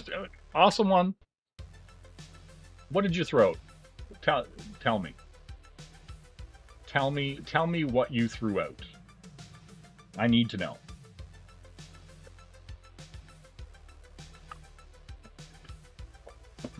You don't care why anyone does anything. Not your business. Okay. So, like, should anyone care why you do anything? Do you know what I mean? You know? Okay. Yeah, I just quietly crying as a 53-year-old male. I binged it from episode 4 to 11 last night. It was sad just watching everyone try to deal with their death in their own way. Will Bullet Concerto be good? Discuss. I think it will be quite excellent. It is going to be very good. Now, I'm going to do my very best to make it very good visually, literally, as in a piece of literature, and, you know, I think emotionally. I do some things in it that I haven't seen done. Doesn't mean it has never been done, but, you know, it goes places. And what's the best way to describe it? Like, but it's like 5-10 minutes into the future, right? So there's like interesting tech, but it's all very like real, right? Like, it's like, you're like, there's things around right now where you're like, oh, I could see where this would go, and I go there. And so, yeah, like, there's like, you know, it's grounded in reality, but there's 100% like it's fiction. You know what I mean? Like, I'm not like, but I'm also not going to go into modern politics, I guess is the best way. You know, like there's not going to be like a Trump in it. There's not going to be a whatever. I will have my own political figures that are appropriate, you know, that kind of stuff. But like, yeah, like that's the thing. Like, I guess the best way to put it is like there are politics, just like, you know, in Batman, there are politics between Bruce Wayne and Commissioner Gordon, right? And Commissioner Gordon runs the police, you know, station and runs all that kind of stuff. But there's also a give and take where working with the vigilante isn't what you would consider politically correct, but it also is a means to an end, right? So there can be politics and things in your story without dealing with modern, current day political dogma, propaganda, any of that kind of stuff, right? And you can have nuance in the character, and you can clearly be like, hey, that character feels this way and I agree with them, and this character feels that way and I don't agree with them, right? But it's not like in a modern day political lens. Do you know what I mean? And there's some characters in it who are definitely bad, not good people, who feel like they're doing what they're doing for good reason. Do you know what I mean? Like, no, it's definitely has nothing to do with Batman. No, we're paralleling. We're doing parallels, Noah. We're not alluding. And so, yeah, like that kind of stuff, like when you see, like, you know, like even if you look at like that main Joker movie, right? A lot of people would look at that and go, okay, well, that guy acted that way due to these sets of circumstances. And is it good? No. Do I see the break? Do I see the mental break? Do I see why they would think that was the course of action? Yeah. You know, but would I do it? No. Like, you know what I mean? Like, yeah. And so that's the thing. Parasite didn't do justice to the manga. That's some of my, yeah, the original Parasite manga, and I remember reading it on the those shonen where you get it, and the what was it called? The Jump magazine, but it was like you had pink pages for some of the stories and yellow pages and stuff like that. That's how I read Parasite initially. It was so good. Mixzine, yes, that's it, Mixzine. That's how I read Parasite initially, was in Mixzine back in the day. So good. And it was like, you could hear, like, what's so funny about the Parasite manga is like when the guy had the thing, like, you know, when he has the parasite in his hand and he ties it all off and it's like talking to him and stuff, you could hear, you had your own voice for the parasite just by the way he was written and the word balloons and like the graphic like intent to the characters. Like, you know what I mean? Like that guy's arm was a character, right? And like him running around and killing the other parasites was really good. You were waiting for the parasite to come to an understanding of human nature, but it never comes. Yeah, because it's like the parasite is alien by its very nature, right? Like it doesn't have morality, right? Like it just doesn't have any kind of moral center, right? And so, yeah, so it never comes to any kind of moral center. Watching Shinichi go all commie and tree-hugging BS made me despise it so much, then went against all human reasoning. Let's see here. What's Noah saying? You like the scene when he stabbed the guy with the scissors and then watched the little guy not be able to reach the lock on the door. Damn, Noah. Damn. They changed his name for the US version. Yeah, right and lefty. But it shares our flesh. Whoa. Whoa.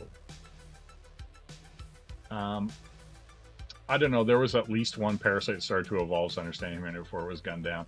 Yeah, but like, notice how quick they kind of went away from that. Like, do you know what I mean? Like, the inherent alien nature of them, and like the human, like that's what makes that storytelling good, is the inherent nature and then the human grappling with that and trying to convince something that doesn't have that emotional response, you know, and that morality, that base morality.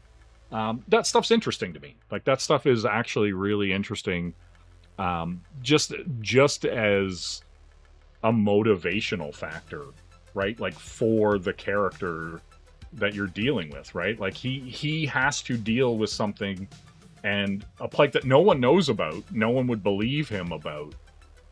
And then, like, oh shit, like all these murders are happening. He feels he has to stop it. And the thing only agrees to help him stop the other ones because it serves his best interest. He'll live and continue to live as long as he protects the host, right? And so that's the thing, right? Like, that's what makes it. And it's been a hot minute since I read Parasite, but like I remember a lot of it pretty vividly. And that's the thing. That's kind of difference, right? Like, Parasite and the things that happen in Parasite, I can vividly remember. But other people are making books that I've read recently, and they don't. It just it literally, like, doesn't even, like, not even a fraction of it sticks, right? And I'm remembering characters, I'm remembering, like, scenes in his bedroom, you know, like, I remember him tying it off and, like, you know, like, being like, oh my god, like, this thing's stuck in my arm. And the thing, and his arm, like, you know, and then Miggy, like, being upset that he failed to get to the guy's brain. Right? Like, that stuff is, like, really good. Right? Like, yeah. As a writer, you care for each character and their motivation and who they are, their arcs, etc. Parasite, right? Well, see, but here's the thing. It's like, sometimes you can be too precious. Right? You can be too precious with your characters, and I think sometimes it can hold you back as a creator, right? Because, like, if you look at, like, The Walking Dead, for example, they weren't afraid to kill main characters, right? Like, you were super invested in some of these characters, and then they just were done, right? Like, they just murdered a dude, and you were like, but that guy was the thing that was keeping me watching. Right? Or reading or whatever. And then you're like, damn. Now what am I now where is my center, right? Like, where is my center in this story? Who's the person I relate to? And they just remove that from you. Right? And so it's like, some people drop off those shows or comics when they kill those characters. Like, I remember vividly people, like, losing their shit when they found out that certain characters died in the comics, you know, and so that stuff is it's super risky, right? Like, you have to be confident enough in what you're doing that you know you're gonna lose people, right? But, like, that story has to go that way, right? But yeah, no, I do think, like, at its core, like, you know, let's see, you understand that, but there is a balance. You kill for the story, not just for for sure, yeah, 100%. Like, yeah, I wouldn't kill a character off, because I take so much, like, if somebody's going to be important enough to bring to the fore, and I'm going to do, like, a lot of design work and a lot of, like, thinking about how all their gear works and like how everything in their life works, I'm gonna be very hesitant to kill them for shock value, right? Like their death would have to really, it would have to elevate and move the story forward in a way that was undeniable for me to even consider it, right? And because it's different, like you can kill somebody off because, like, you know, it's like kind of that thing where like some stories will bring a character in and you follow the character around and you're like, oh, okay, this person seems fun and nice and whatever, and then they kill them and then that other person shows up and that's the main person. That kind of bait and switch where they kind of like pull you in and then you're like, oh, I like this character, identify, and it's like, blah, and they're dead, and it's like, now deal with this person. And so it can have its benefits, but like I'm definitely not a fan of you drawing out a death that people can see miles away, right? If you're going to kill somebody off, do it. And if you're going to make somebody that's a main character die, it needs to matter. It needs to mean something to everybody in the book, whether it's relief or loss or, you know, triumph, you know, whatever, right? Like it has to actually have a meaning to it. You can't just kill somebody off and nobody even think about it again, right? You know, like, and that's why something like a Batman, where he doesn't kill, that's what makes that important, right? Like, you know, if he did kill, like he was the Punisher and he just ran through people and murdered everybody, and you're just like, aha, justice is served, then cool, justice is served. But like, if Batman was to kill somebody openly, right, then that means so much more because of the code that he has, right? He had to cross that line, right? Or else something even worse was going to happen, right? Let's see. Yeah, most of the deaths were inevitable. Going to hold hands. This isn't fairy tale. Alex hates the opposite way, where they don't kill people that they obviously should, and then they become friends or whatever. Yeah. Well, and here's one of the weird things that I always found. Buffy the Vampire Slayer. I always thought it was really weird when Spike and Buffy got together, because he tried to murder her several times, tried to rape her, and then they were dating.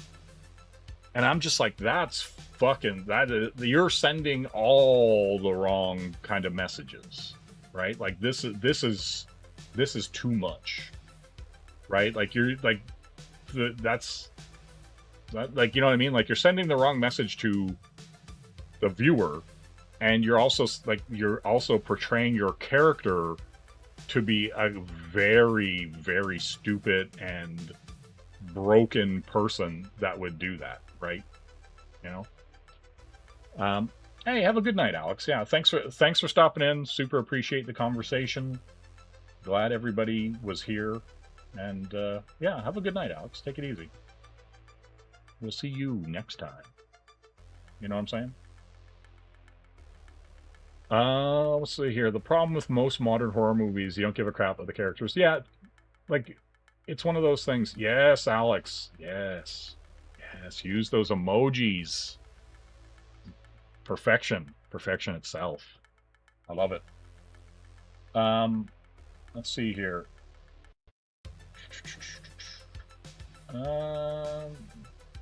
When awesome one is saying, when he found out Dexter was gay in 6 Feet Under, it makes sense why he became a serial killer. That's funny. All right, let's see here. That's like Amber Heard and Johnny Depp being in love. Well, like, but here's the thing, though, right? Like,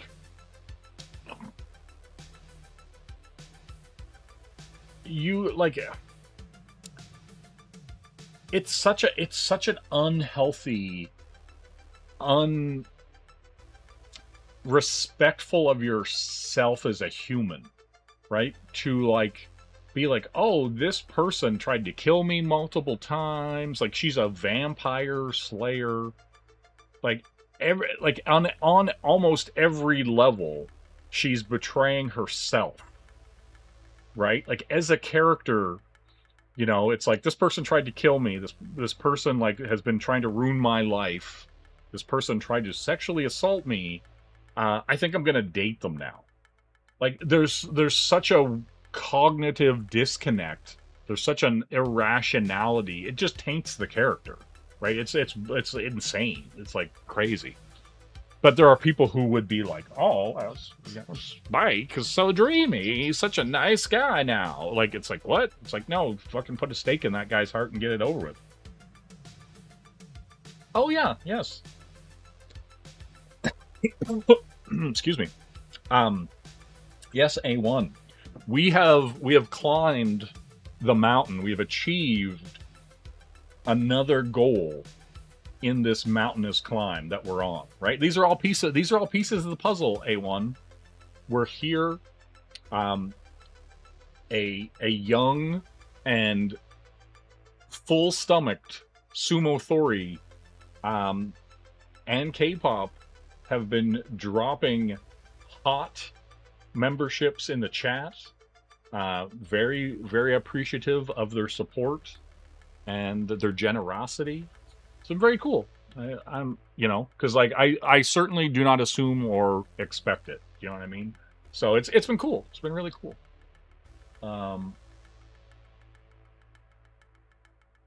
Yeah, Hope Canada doesn't take 70%. Well, they only did like the sumo. You know what I'm saying? A young, fresh-faced Sumo Thori. You know what I mean? Young and full, you know, full-stomached. They only did that with Spike because he had fans, but that's the thing though. Like, he can have fans all he wants, but you should not like. You should have the integrity as a character and as a writer of said character to not debase themselves, to not lower themselves, to not put themselves in such a place of harm. Right? Like you're essentially saying that this character has no respect for themselves, has no like integrity, has no discipline. Like, do you know what I mean? Like the whole thing to me was like character destroying. Like it was like, you know, it sent me that Smiller art. Okay. On oh yeah, no, I'm not. Don't worry about it. Don't worry about it, Phil. On X or on Instagram. I mean, I guess it doesn't matter, but I'll look.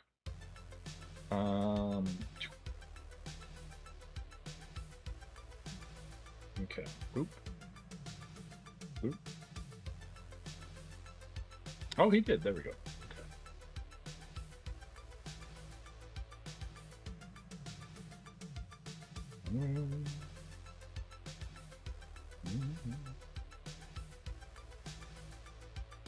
Oh, are all these pages Smiller?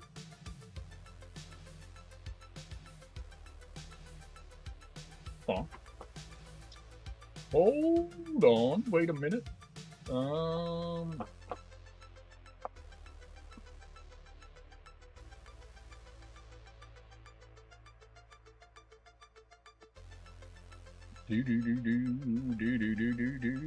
right, I'll pull this up here.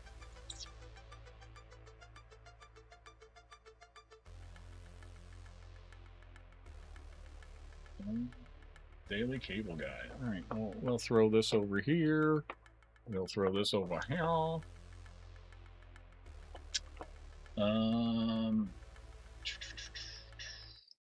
Let's see here.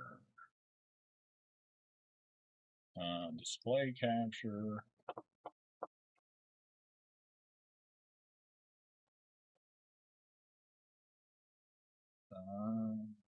Video capture. Okay. Let's have a look here.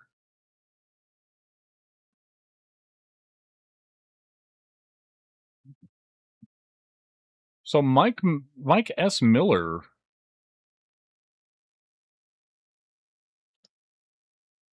did these pages? Oh, yeah, it's Penciler.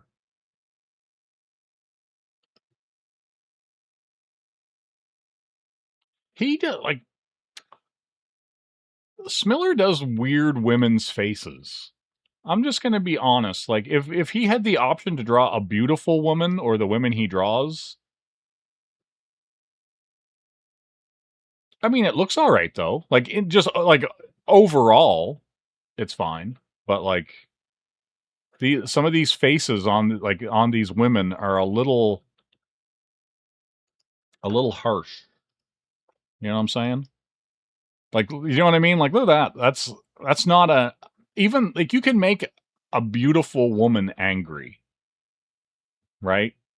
Like, you know what I'm saying? Like, I'm not out here to, like, rain on anybody's parade. I mean, the Cable's fine. And he's got this big crazy gun. That's interesting.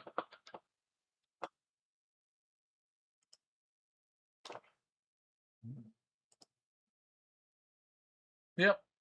You were watching him and hadn't seen a stream from. Well, Mike did have like a strokey heart attack situation, where he, obviously took some time off the internet. And then he put out his, it's like kind of like a Calvin and Hobbes style Bible retelling. I don't think it has any words. I think it's like all silent. I think it's just all like little skits. And so he did that. So, yeah.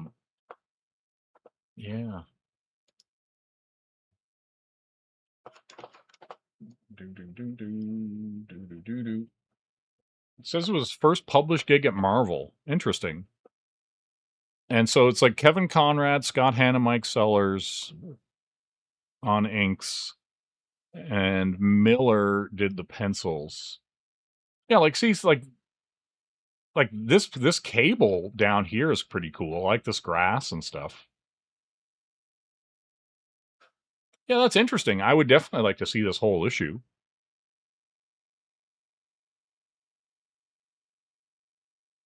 No, it's pretty cool. Overall, I think it's neat. Oh, that's cool. All right, I'm gonna flick back over here.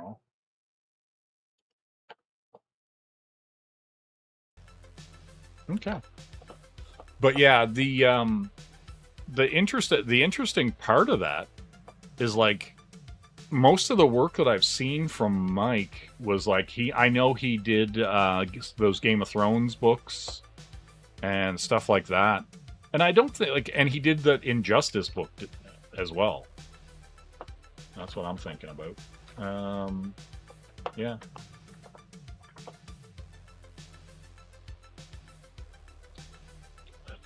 No, that's cool. You're reading Ghost Rider rewrites the Marvel Universe, and he mocks a man saying he likes women and women should smile. I mean, like, here's the thing, right? It's like a weird thing, right? Because, like, you don't mind that women should smile, whatever. But the kind of issue in like a modern society is when women smile at men, right? Most men consider it an invitation, right? So, like, if you're outwardly pleasant and smiling at strangers, or if you're smiling at, like, other people in your life or whatever, right? Many men, dudes, whatever, are going to see that as an open door, right? Like, they're going to be like, oh, she smiled at me. That's encouraging. I could potentially make a move. I could, oh, she smiled, like, you know, if you, it's kind of like that thing where Noah's like, oh, you know, like this, I'm at work and this girl's talking to me and she's nice and whatever, and then he's suddenly thinking, oh, okay, she's nice, maybe I could try to get her digits, right? When she's just being a polite human, right? Like, and you know, and she may be hitting on him, she may be think he's nice or whatever, or she could just be a polite human, and then Noah's like, hey, this girl's like, you know, whatever. Like guys just in general see that as an opening, right? Like, you know, it's like, oh, okay, well, the door and the window aren't closed, you know, and so if they're being nice and they're laughing at my jokes, and this, I'm not saying as somebody you know, I'm saying when you bump into, you know, when you interact with people that you don't know, right? Then they go, could there be something here? Like, you know, does that person think I'm nice? Like, you know, that just, you know what I mean? That's like human nature, right? But when somebody's a little bit more like flat or standoffish, they're not going to get that idea. Like any guy who like sees a girl who's just kind of like very curt and whatever, they're just going to be like, okay, it's a transaction, they bought a thing, they left, right? Like they're not going to even think twice about it, right? Like it's just human nature. It's just the way it is. You know, they might be like, oh, she's attractive or something, but they're not going to be like, oh, she's available, right? But like when women start to be overly smiley and overly friendly, then that's when the people think the door's open, right? Even when it's not the woman's intent, right? I've just seen it happen a ton. I've seen it from both sides of the fence where, you know, women I've known have been like, I don't know why this guy's hitting on me. And I'm like, were you smiling at him? Like, you know, were you, you know, being, you know, very like cheerful and nice? And they're like, oh yeah, like I'm always cheerful. And I'm like, there you go, that's why. I'm like, if you just were more flat, you know, and I'm not saying be a bitch or be whatever, but I'm just saying, like, you know, if you were more flat, then people aren't going to get the idea per se, like, you know what I mean? It's just reality. Like, I'm not trying to make it weird or not trying to say like, oh, don't be nice or whatever, but it's just life, like, you know. Yes, it's like how every waitress loves one. Well, and it's like, okay, so here's like an interesting story. So like, I went to E3 back in the day when E3 was still a thing at the Staples Center in California. And every day we went to the same Denny's. And the waitresses were super nice, super friendly, the whole thing. By the time that week was over, the two of the waitresses, because it was me and two of my coworkers, right? And we traveled there to go to this thing and go to the business meetings and stuff like that at E3. Went to a bunch of things there. And so we're in there, and the waitresses are being super, and by the end of the week, the waitresses were sitting down at the table with us, talking to us. And one of the guys, this Mike guy, he goes, they think they're going to get a bigger tip because they're flirting with us. And I'm like, dude, we've been coming here for a week and you haven't tipped them once. Right? And I'm like, so I don't think they're expecting a bigger tip. I don't think they're flirting with you at all. I was like, they're just being friendly. Right? And so they just would come and like take our order, and then they would go, and then one of them would come and bring us drinks. And then like the table, like it was like the booths, like it was like a longer kind of L booth. And I don't know, maybe it was like the third day that we were going there, and we were there for like a whole like week. Maybe it was like by the third day, two of them were just sitting at the ends of the booth, taking our order and talking to us. Right? And we weren't like tipping them like egregiously or super extravagantly or whatever. I think at the end of my Lord of the Rings Denny's breakfast, you know, I think I gave them like $5 or $10 or something like that. Like on the tip, I just handed them. They hand me the thing, and I just handed them the cash.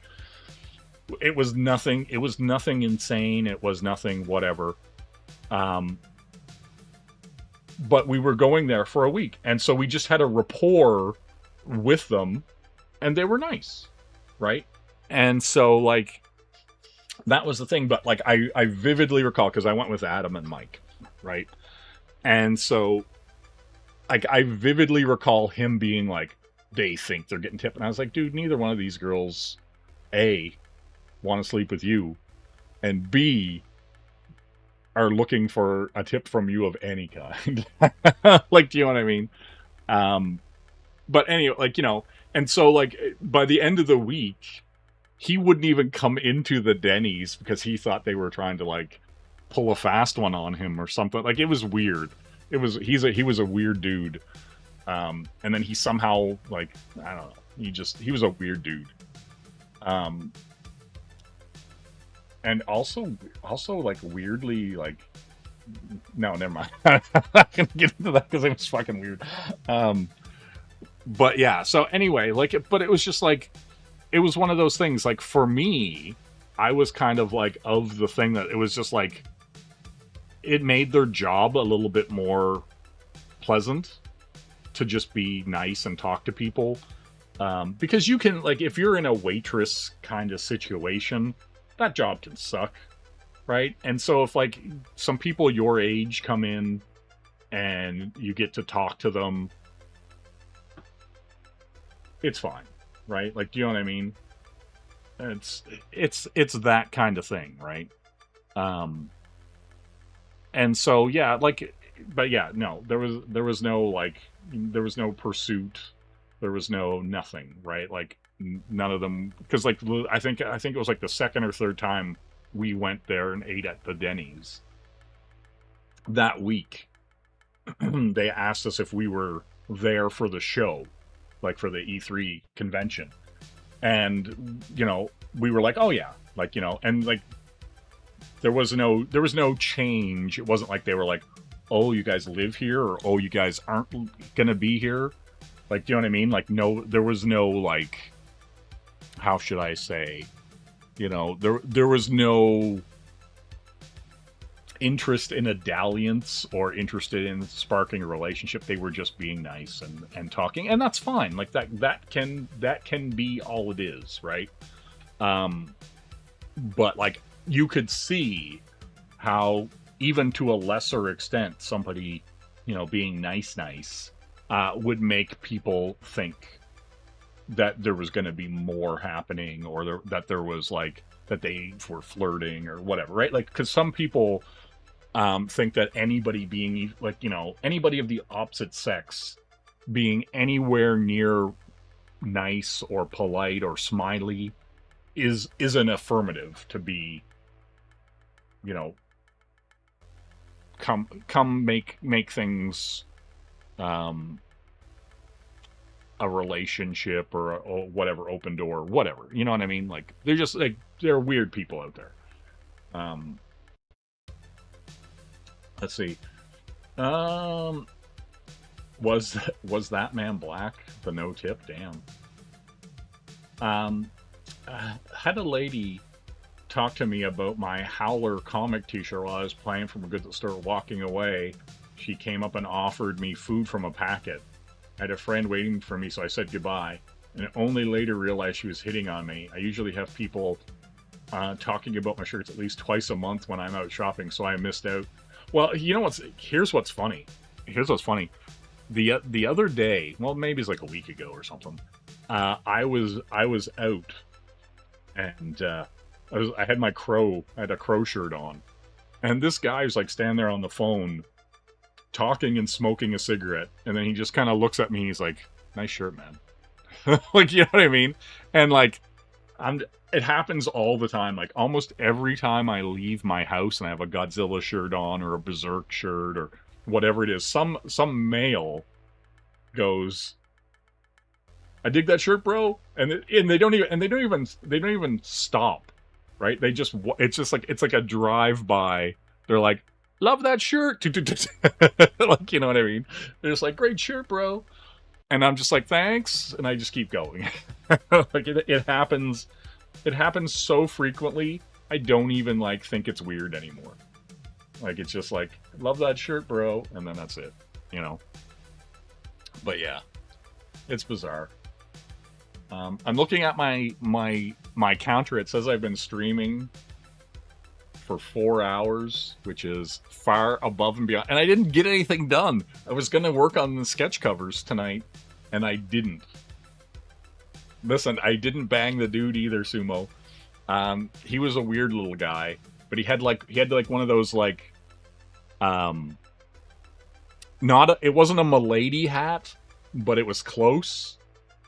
But then he had like an open shirt, and like was smoking a cigarette. He looked like a weird dude. And so I wasn't even expecting him to like acknowledge my existence. Like I was just walking down the street, and he's just like, sick shirt, bro. Like, you know, no, it wasn't a fedora, but it was like, it had that kind of thing, but it was a wider hat, you know. I don't know what they're called, but it definitely wasn't a fedora. He wasn't like, "Milady, your shirt is quite pleasing." And he didn't do that. You know what I mean? But yeah. All right. A Portland dude in a dress. He wasn't in a dress, but he was, you know, he wasn't the thinnest man either. You know. But yeah. All right. I'm going to get the hell out of here. I've been streaming for 4 hours, and I didn't even get anything done. I just talked for 4 hours, which is ridiculous in and of itself. You know what I mean? You get that with your metal and comic shirts. One young lady was like, I love your fashion sense, told her I dress the way I do as a teen. Exactly. You know what I mean? I did a boring work presentation today, Sumo says. And later a dude said, liked your presentation, bro. You laid down that sick info. You know what I'm saying? Yeah, exactly. All right, everybody. I super appreciate everybody who stopped in tonight. The conversation, all that stuff was good. I wish I would have actually done something tonight, but here we are. But again, thanks, Sumo, K-pop, everybody who was here. You know, appreciate the generosity as always. And yeah, I'm going to call it tonight, and I hope everybody has an excellent evening. And, you know, we'll see you next time. Damn, get a girlfriend. Damn. Why you like this, A1? Now I'm gonna go cry. I'm gonna go cry all alone, curled up in the fetal position. Sad. Damn. Alright, everybody. I'm getting the hell out of here. Tears of a clown, the whole bit. See you later, everybody. Have a good one. Bye-bye. I don't know, you and me are like Coke and icy. Coke and icy. Together, two and two, it will become yummy. Oh, so yummy. You want me, make you happy. I need you right now, hurt me. Love is okay, but not in a homo way. No homo. I know this sometimes, see, we do talk like a baby. Talk like baby. Finally, I know this, you love me like you love mommy. Love your mother. Coca cannot live, I see. Love you like sugar daddy. Motherfucker, love is okay, but not in a homo way.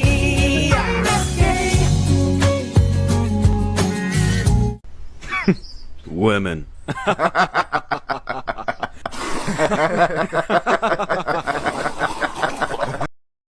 am not that bad. I ain't got the Japanese. Maybe order some Chinese. To die.